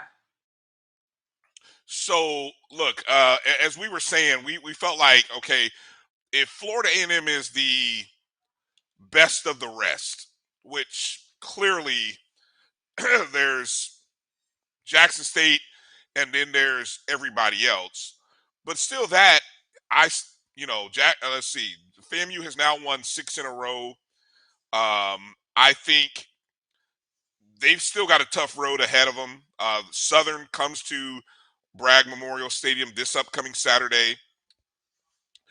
I think the last time Southern got shut out, they responded very well the next week. So that's got to be red flag warning for the Rattlers, because Southern will come in refocused after getting shut out. And then they go to Alabama State, which I think is going to be a tricky game. Alabama State, who did they just beat the other day? Alabama A&M, State Magic City, just Magic beat City Classic. Alabama A&M in front of almost 68,000 people. awesome crowd there in Birmingham, 68, 67 plus thousand Which there. Is the reason why they're having difficulty trying to see if they want to move that game to Progressive Field, which is the new stadium in Birmingham, Alabama. But that stadium only seats 40,000. I thought they had downtown, which you don't something out. have, which Progressive is downtown, and you don't have the large tailgating area also like you have at Legion Field. They have the game will be held in Birmingham. The location has not been determined. Didn't they do renovations to Legion's Field though? To the stadium? Didn't they do renovations? You call that renovations? No, that I don't know. I didn't see much.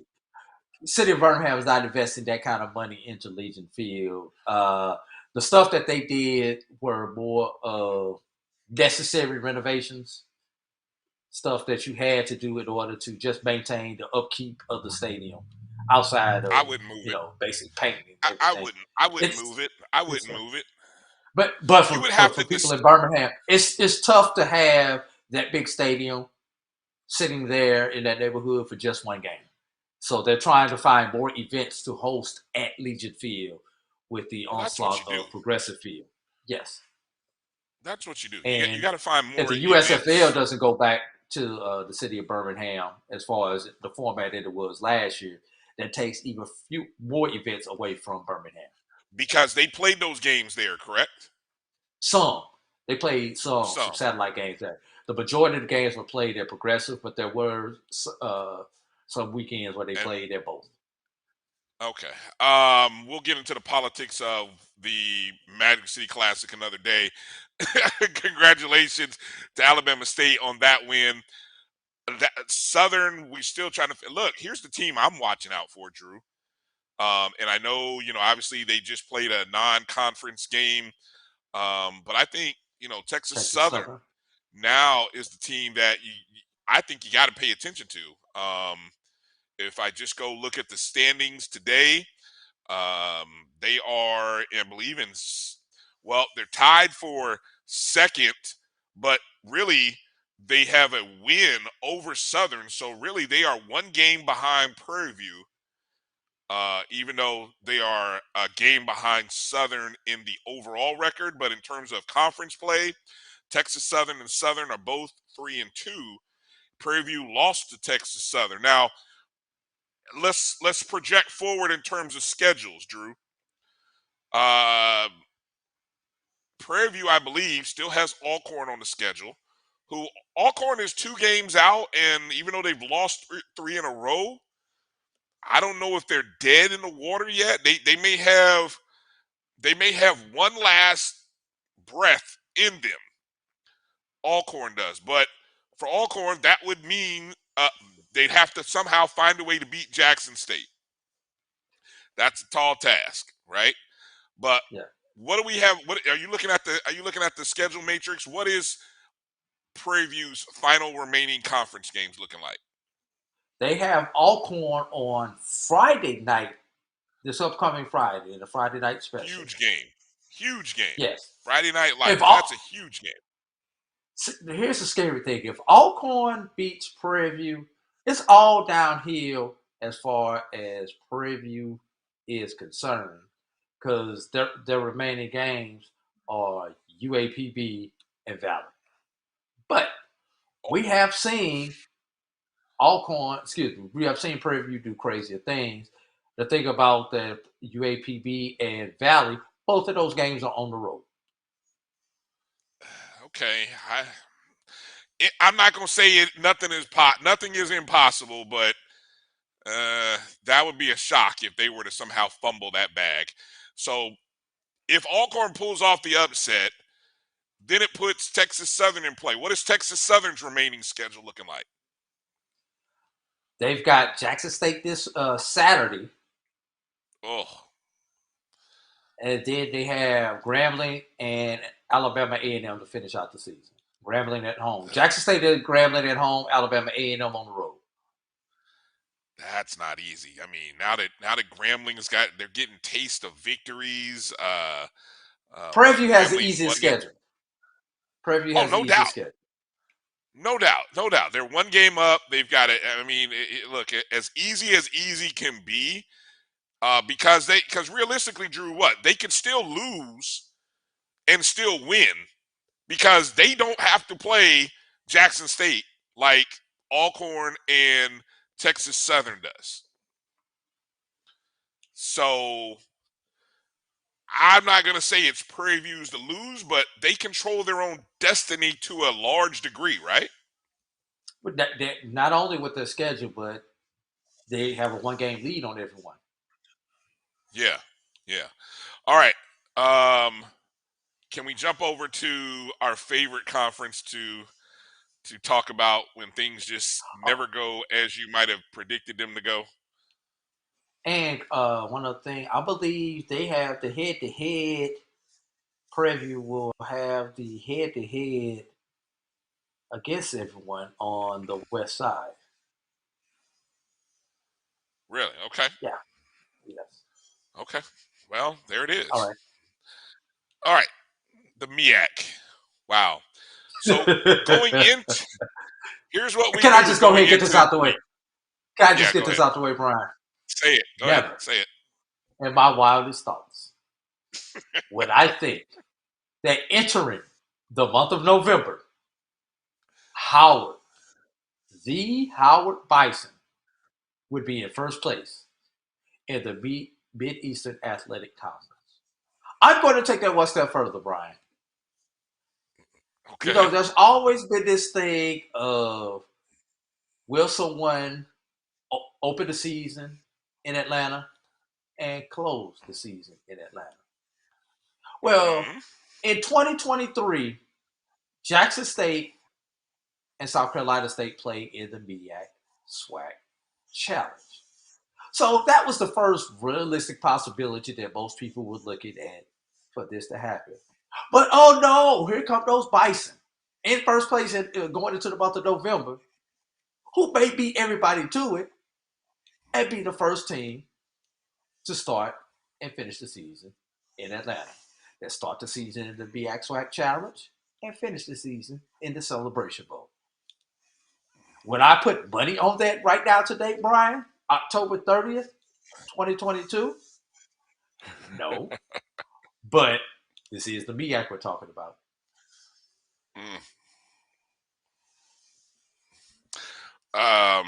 Yeah, so go ahead.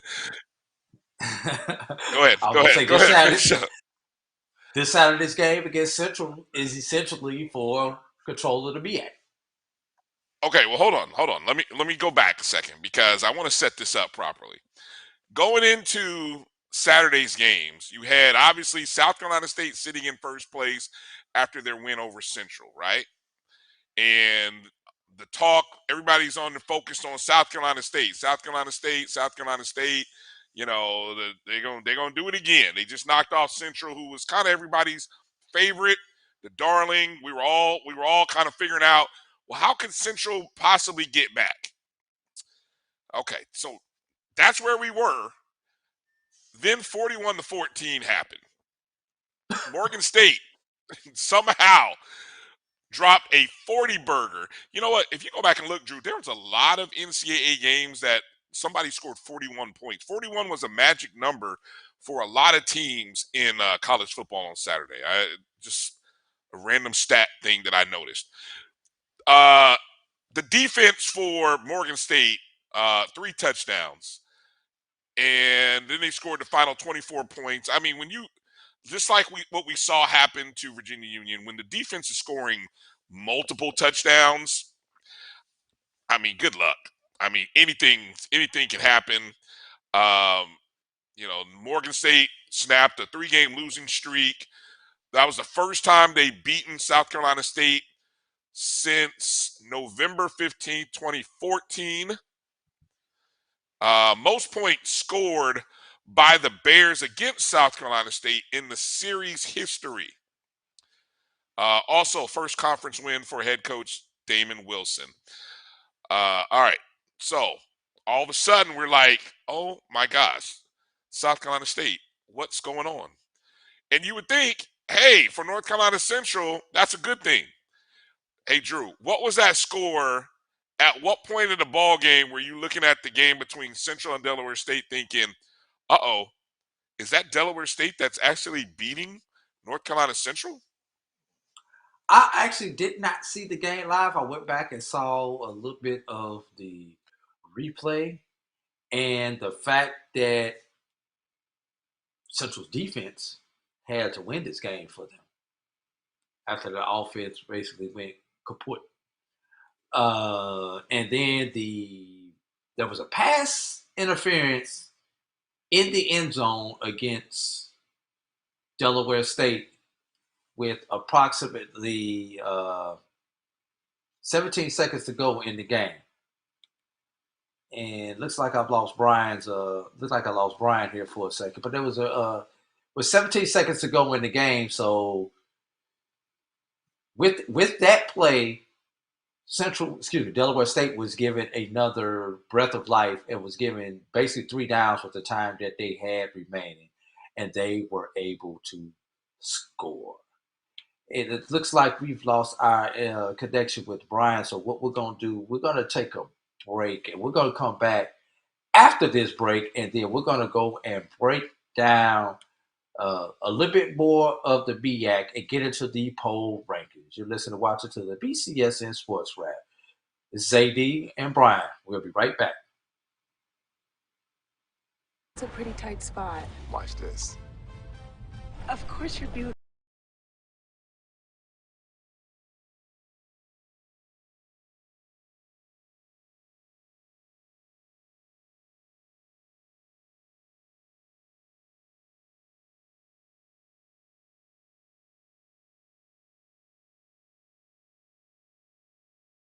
There's a Buick that fits your life because at the heart of every Buick SUV is you.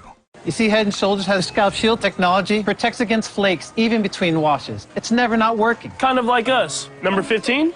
Never not working. I don't like this one. Me neither. Let's get out of here. Head & Shoulders scalp shield, never not working. Follow the Black College Sports Network on social media at MyBCSN1, the number 1. On Facebook, Instagram, and Twitter at MyBCSN1.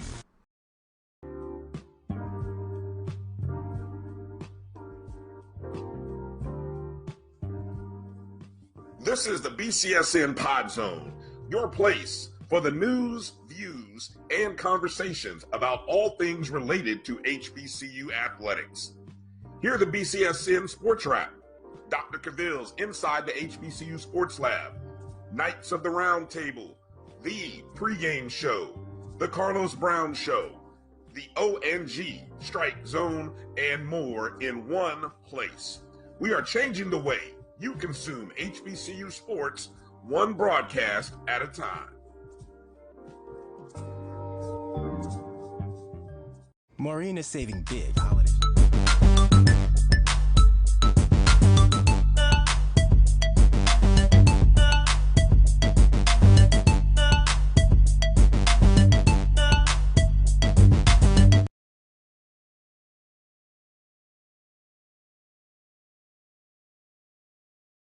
difficulties there.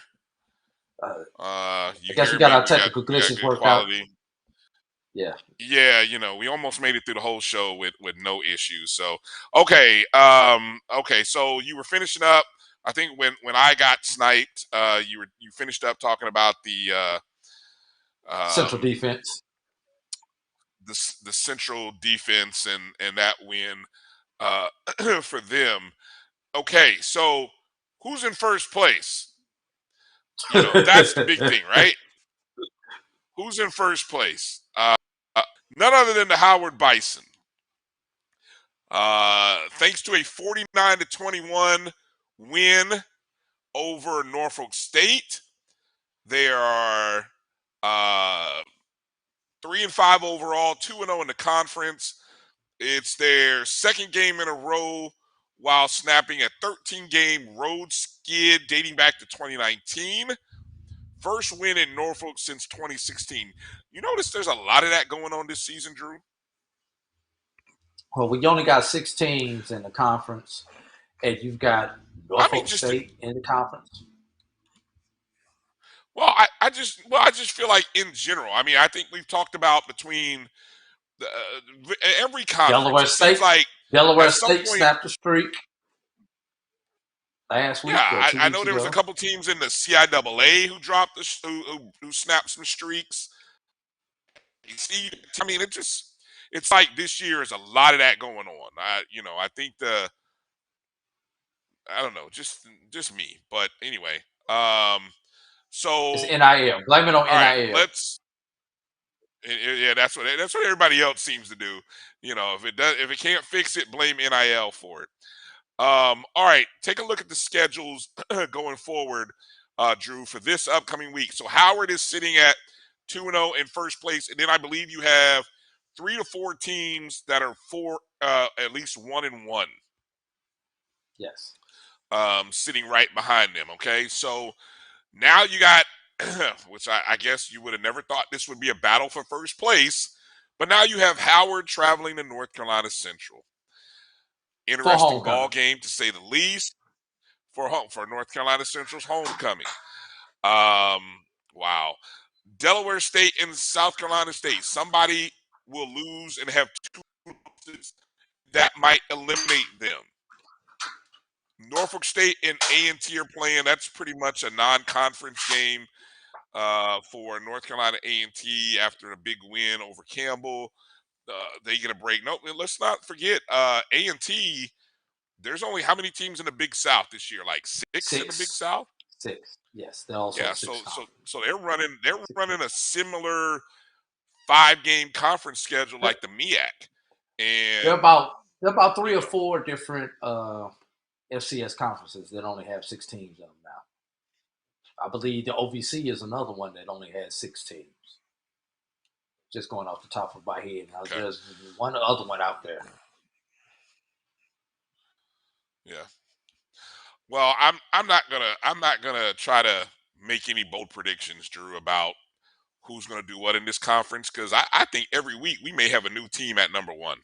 To be honest, I think it's a very likely that every week we will have a new team sitting at number 1 in the MEAC, and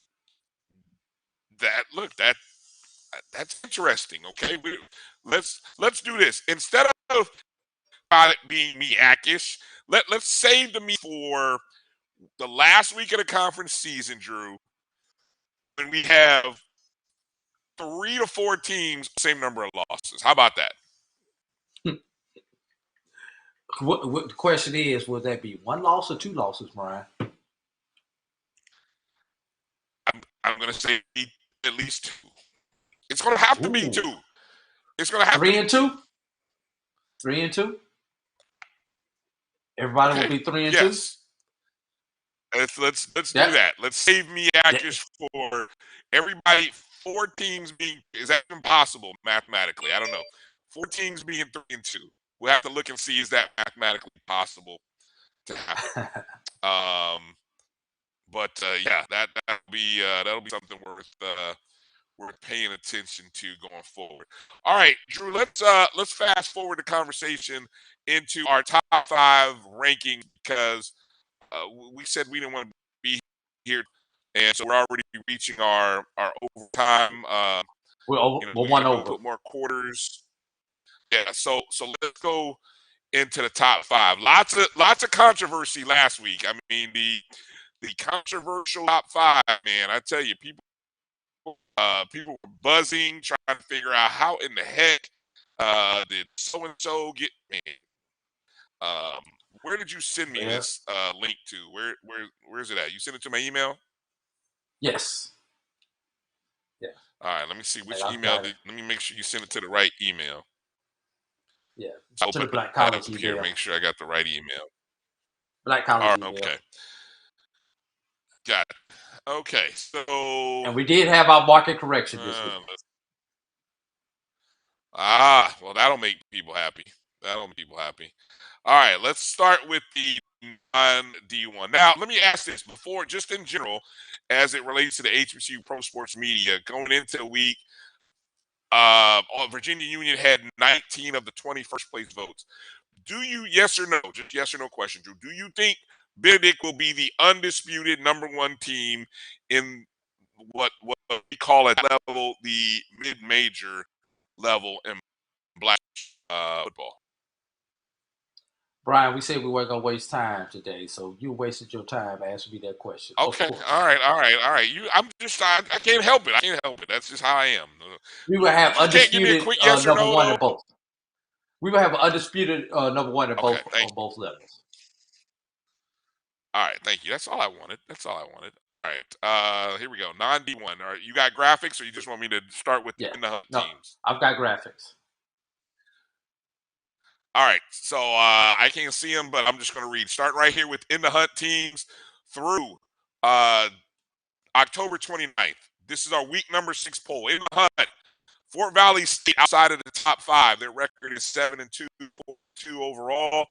Tough loss to Savannah State. Might have got screwed on a touchdown, which was reversed.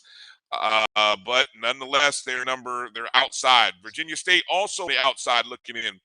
6-3 overall, 5-2 win over EPA. Here comes the Virginia Union game. Did anyone ever post a game for that Virginia Union Virginia State rivalry? Just curious. If so, make it real visible. Here we go. Number 5. Fayetteville State coming in at number 5. 7-2 overall, 6-1. Big win over Shaw, 28-20. Wrapped up the CIAA North for the 4th consecutive year. Congratulations South. That would be to South, Fayetteville Brian. State Broncos. I'm sorry, the South for the 4th consecutive year. They're at Winston-Salem State this week. Don't mess it up. Don't get comfortable and somehow lose your playoff rankings or possibilities by losing to the Rams, who have won 3 games in a row, by the way. Number 4, the Albany State Rams coming in at number 4. 7-2 overall, 5-1 in conference, defeated Morehouse 31-7. They this week will take on Valley State in the Fountain City Classic. Number 3, winners of 7 consecutive games, the Tuskegee Golden Tigers, 7-2 overall, 6-0, defeated Kentucky State 28-7. This upcoming Saturday in the refurbished, renovated stadium, Cleve Abbott Memorial Stadium. Did I say all that right? Cleve Abbott Alumni Memorial Stadium. Forgot the word alumni. See, I was close. Miles for homecoming and senior day, so that'll be fun. Number 2, formerly was number 1, Virginia Union. Tough loss to Shawan, 26-21. They will travel to Virginia State for their senior day this upcoming week, and the new team, just in uncharted stories, unprecedented, 9-0, 6-0 in conference, the Benedict College Tigers, after 9 crosstown rival Allen University this upcoming week. Big matchup. So there we go. Top 5. Benedict 1, Virginia Union 2, Tuskegee 3, Albany State 4, Fayetteville. I like all 5 of these teams, Drew, really do. So great football that these 5 teams have played all year, and Valley. I want to throw Valley in there, Fort Valley State. Great, good football by these teams the entire season. Any comments, any thoughts? No, it's pretty much as you would expect. The one thing that want to notice, look at the lack of separation between 5 and the 2 in the hunt teams, though, Brian. 185 for number 5, 182 for IE number 6, and 181 for number 7. So that's the one thing I want to point out to everyone, where there's clear separation between all of the rest of the team to the next level. All right, well said. Okay, let's move to the Division I level. Very controversial last week. Lots of controversy. Again, that's just what these computer Won't have it rankings this do. week. All right, the team. No, it won't be this week. In the hunt, Southern dropping out of the top 5. In the hunt, 5-3, 3-2. Of course, 35-0 loss. They're traveling to FAMU. Prairie View, I think they too dropped out of the top 5. 5-3, 4-1. Even though they did win, I was 64-48. They put 60 on them. Yeah. I don't know. Maybe there was a late. For those who cannot add, that's Somebody 112 points. Look, there's so many points scored. I had a gentleman in the press box where I was. He kept asking me for score up, and I was like, yo, every time I look, somebody's scoring. I was like, who's got the lead? Now Bethune's got the lead. Oh, then the next minute I'm like, Prairie View's got the lead. I was like, holy cow. That's somebody. I want to see the video on that game. Also, I had to ask Dr. Cavill, was his neck okay? Because from going back and forth, did he have whiplash from watching all the ball go up and down the field like that? That game needs some video or a video highlight package to see all 112 points that were scored in that contest. Howard, even they're 3-5. Remember, conference wins matter. Now they travel to North Carolina Central and battle for number 1 this week. Okay, let's go to the top 5. Number 5. Top 5 teams. This is the BCSN Computer Rankings Division I. Number 5. Alabama State might be a shocker to some people. 5-4, 3-2. Big win over Alabama A&M in the Magic City Classic, 24-17. They travel to Bethune-Cookman this upcoming Saturday.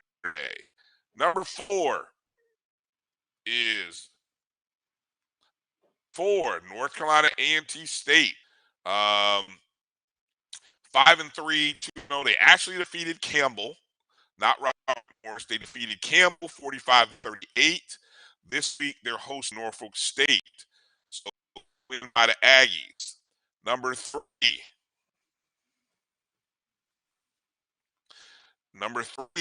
North Carolina Central. I don't know whether they jumped or I don't know. There's all kinds of controversy last week. Yes. I don't know where they were. They jumped back in.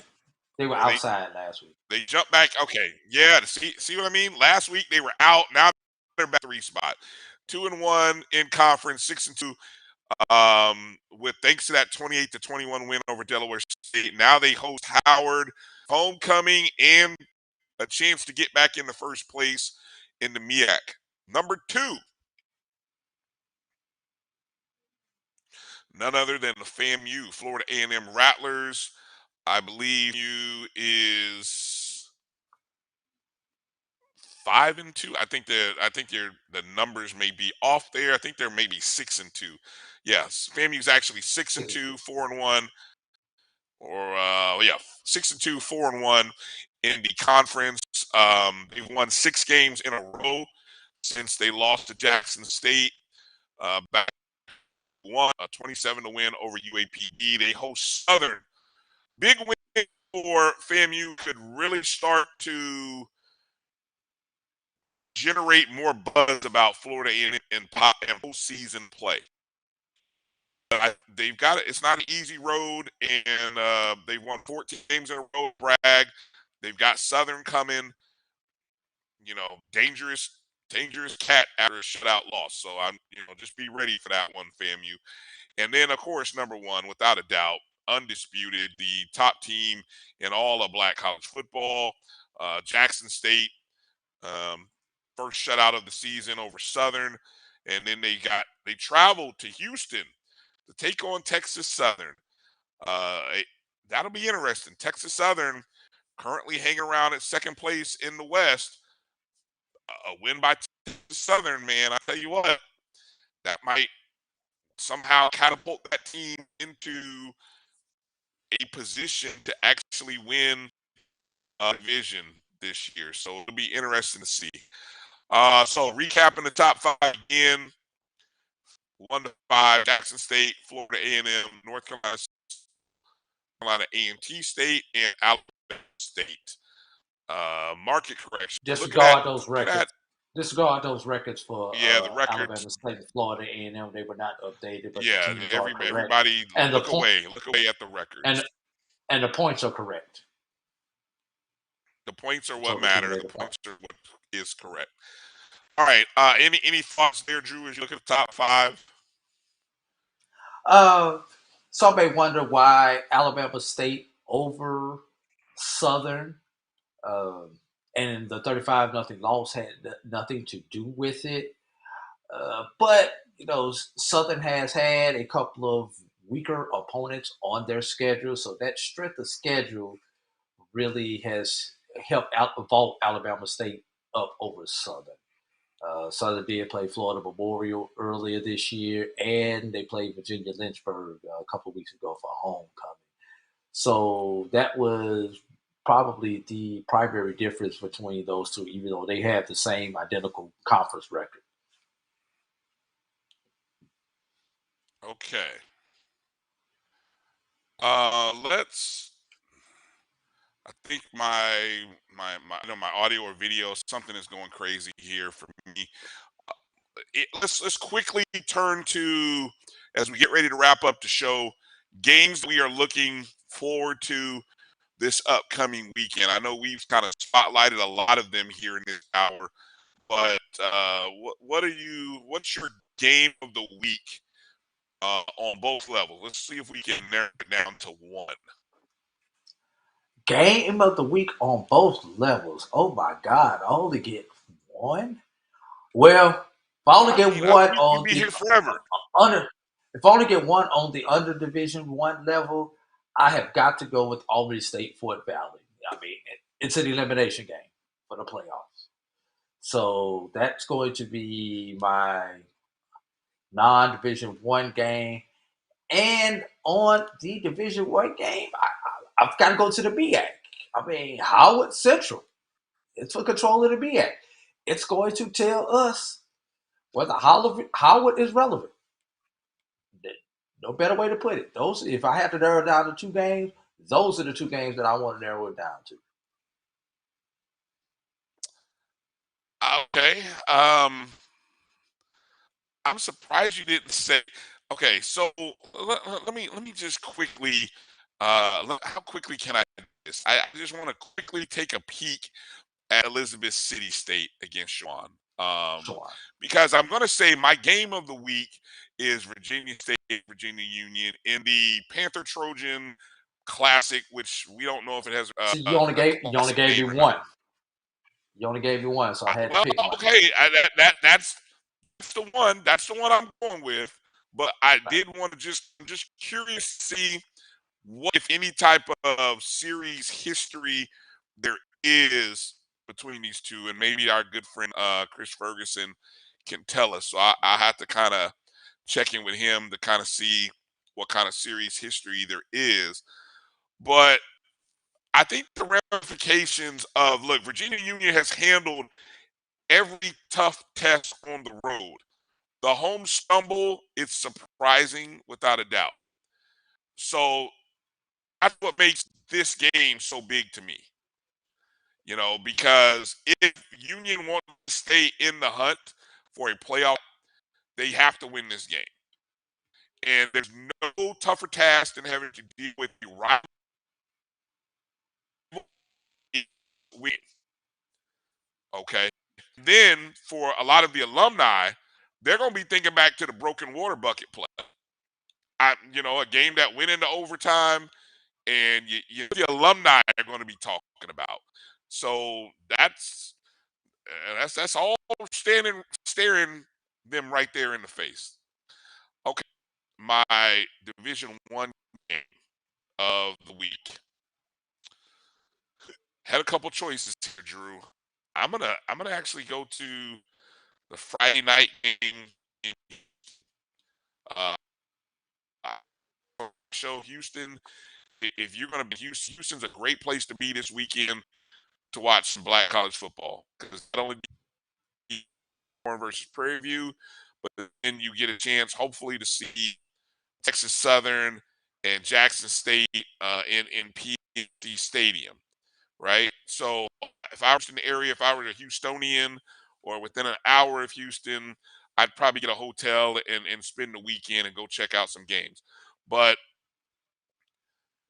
an Alcorn State loss, which would be their fourth in a row, devastating loss, elimination for them. Prairie View, who controls their destiny, would somehow open the door for not only Southern, but Texas Southern. And the fact that that game is a Friday, it gives extra motivation if somehow Alcorn beats Prairie View, of Texas Southern and of Southern perk up, because they realize that, oh, shoot, we still got a shot at winning the West. So when I talk about of a game, this game has that kind of impact. So Friday night for me is where I'll be watching. I'll be tuned in. That game is on ESPNU.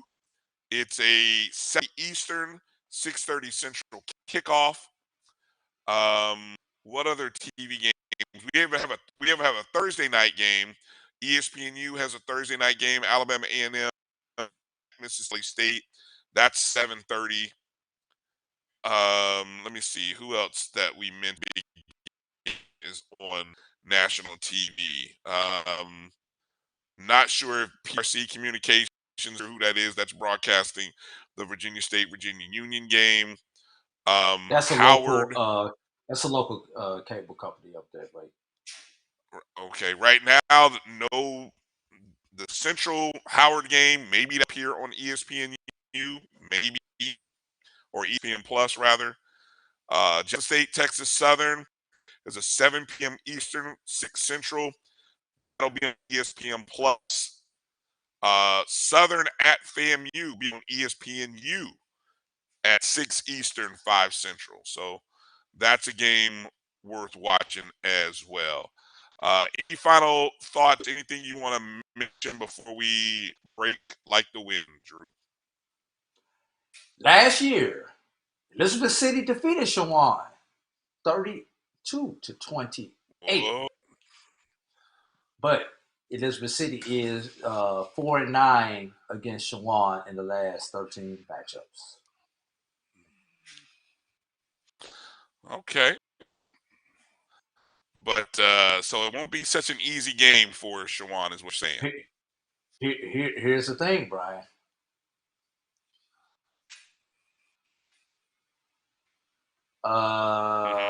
Yeah, Elizabeth City. They had won 3 of the last. Elizabeth City had won 3 in a row before losing last year. Then they lost it, then they won. But before that, Elizabeth City had won. Oh, check that. Let me check that. Let me correct that. Elizabeth City has won 9-4 against Shawan in the last 13. I'm on the wrong site. Elizabeth City had ran off 1, 2, 3, 4, 5, 6, 7 in a row this decade before the tides turned in 2015. So there is a chance. Virginia Union Panthers. Okay, good to know. And I just saw Jeff Roberts said the Gold Bowl. So I wonder if Jeff is referring to the Virginia State Virginia Union contest known as the Gold Bowl.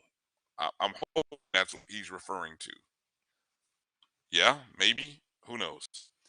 I love my Panther Trojan Classic. But anyway, that's what I'm gonna that's what I'm gonna call it. I'll probably get some hate mail. Probably get some hate mail about that later. Hey, I know Drew, one of the things that I thought we would be talking about basketball this week, so we can see any conversation about basketball for next week because the seasons actually start November 7th. We got one final week for basketball before they start up. All right. All right. Let's pick up this show and get out of here. All right. Great cue, great send-off. Make sure you're following us on the Black College Sports Network, Facebook, Twitter, Instagram at MyBCSN1. The number one. Go download the Jericho Broadcast Networks app on the Google Play and Apple App Store. Just search MyJBN and MyBCSN. You can also download the BCSN Pod Zone on all of the podcast platforms, even Amazon Music. Just say, "Hi Alexa, play BCSN Pod Zone," and I guarantee our shows will pop up. How cool is that? Spotify, iHeartRadio, everywhere else. You can even leave tips. Hey, anybody on YouTube, you can leave a thanks. You can make a donation there. You can also send a donation to the Black College Sports Network and support our show. myjbn.com/support, and that's how you can contribute and help us continue to fund this project and do what it is that we're doing. So that's going to do it for tonight's show. If you didn't get a chance to go back, you joined us for the second hour and you missed that first where we celebrated, in our way, we tried to celebrate the life of Mr. Eric Moore, the founder of and Onadin.com. I want to encourage you to go back and watch that first hour. We had not only our president, Roy Eavins of Jericho Broadcast Networks and the BCSN, but also Mr. Luke Williams, editor of the Black College Sports page. Cannot stress to you how much of an impact Mr. Moore made in this space. So if you enjoy the Black College coverage that you're seeing, and from so many different entities, it all traces back to Mr. Moore and what he brought forth via Onadin.com and Black College sports information to the internet. That's where it started. And so we all take a moment and keep his family in our thoughts and prayers. And we just say thank you, Mr. Moore. Thank you for everything you've done for us in this space. So many SIDs, administrators, coaches, players, media members are thankful to have had you in our life for as long. And we shall see you again soon, sir. For AD Drew, I'm Brian Fulford. Thanks for watching tonight's show, guys. Be safe. God bless. And good night.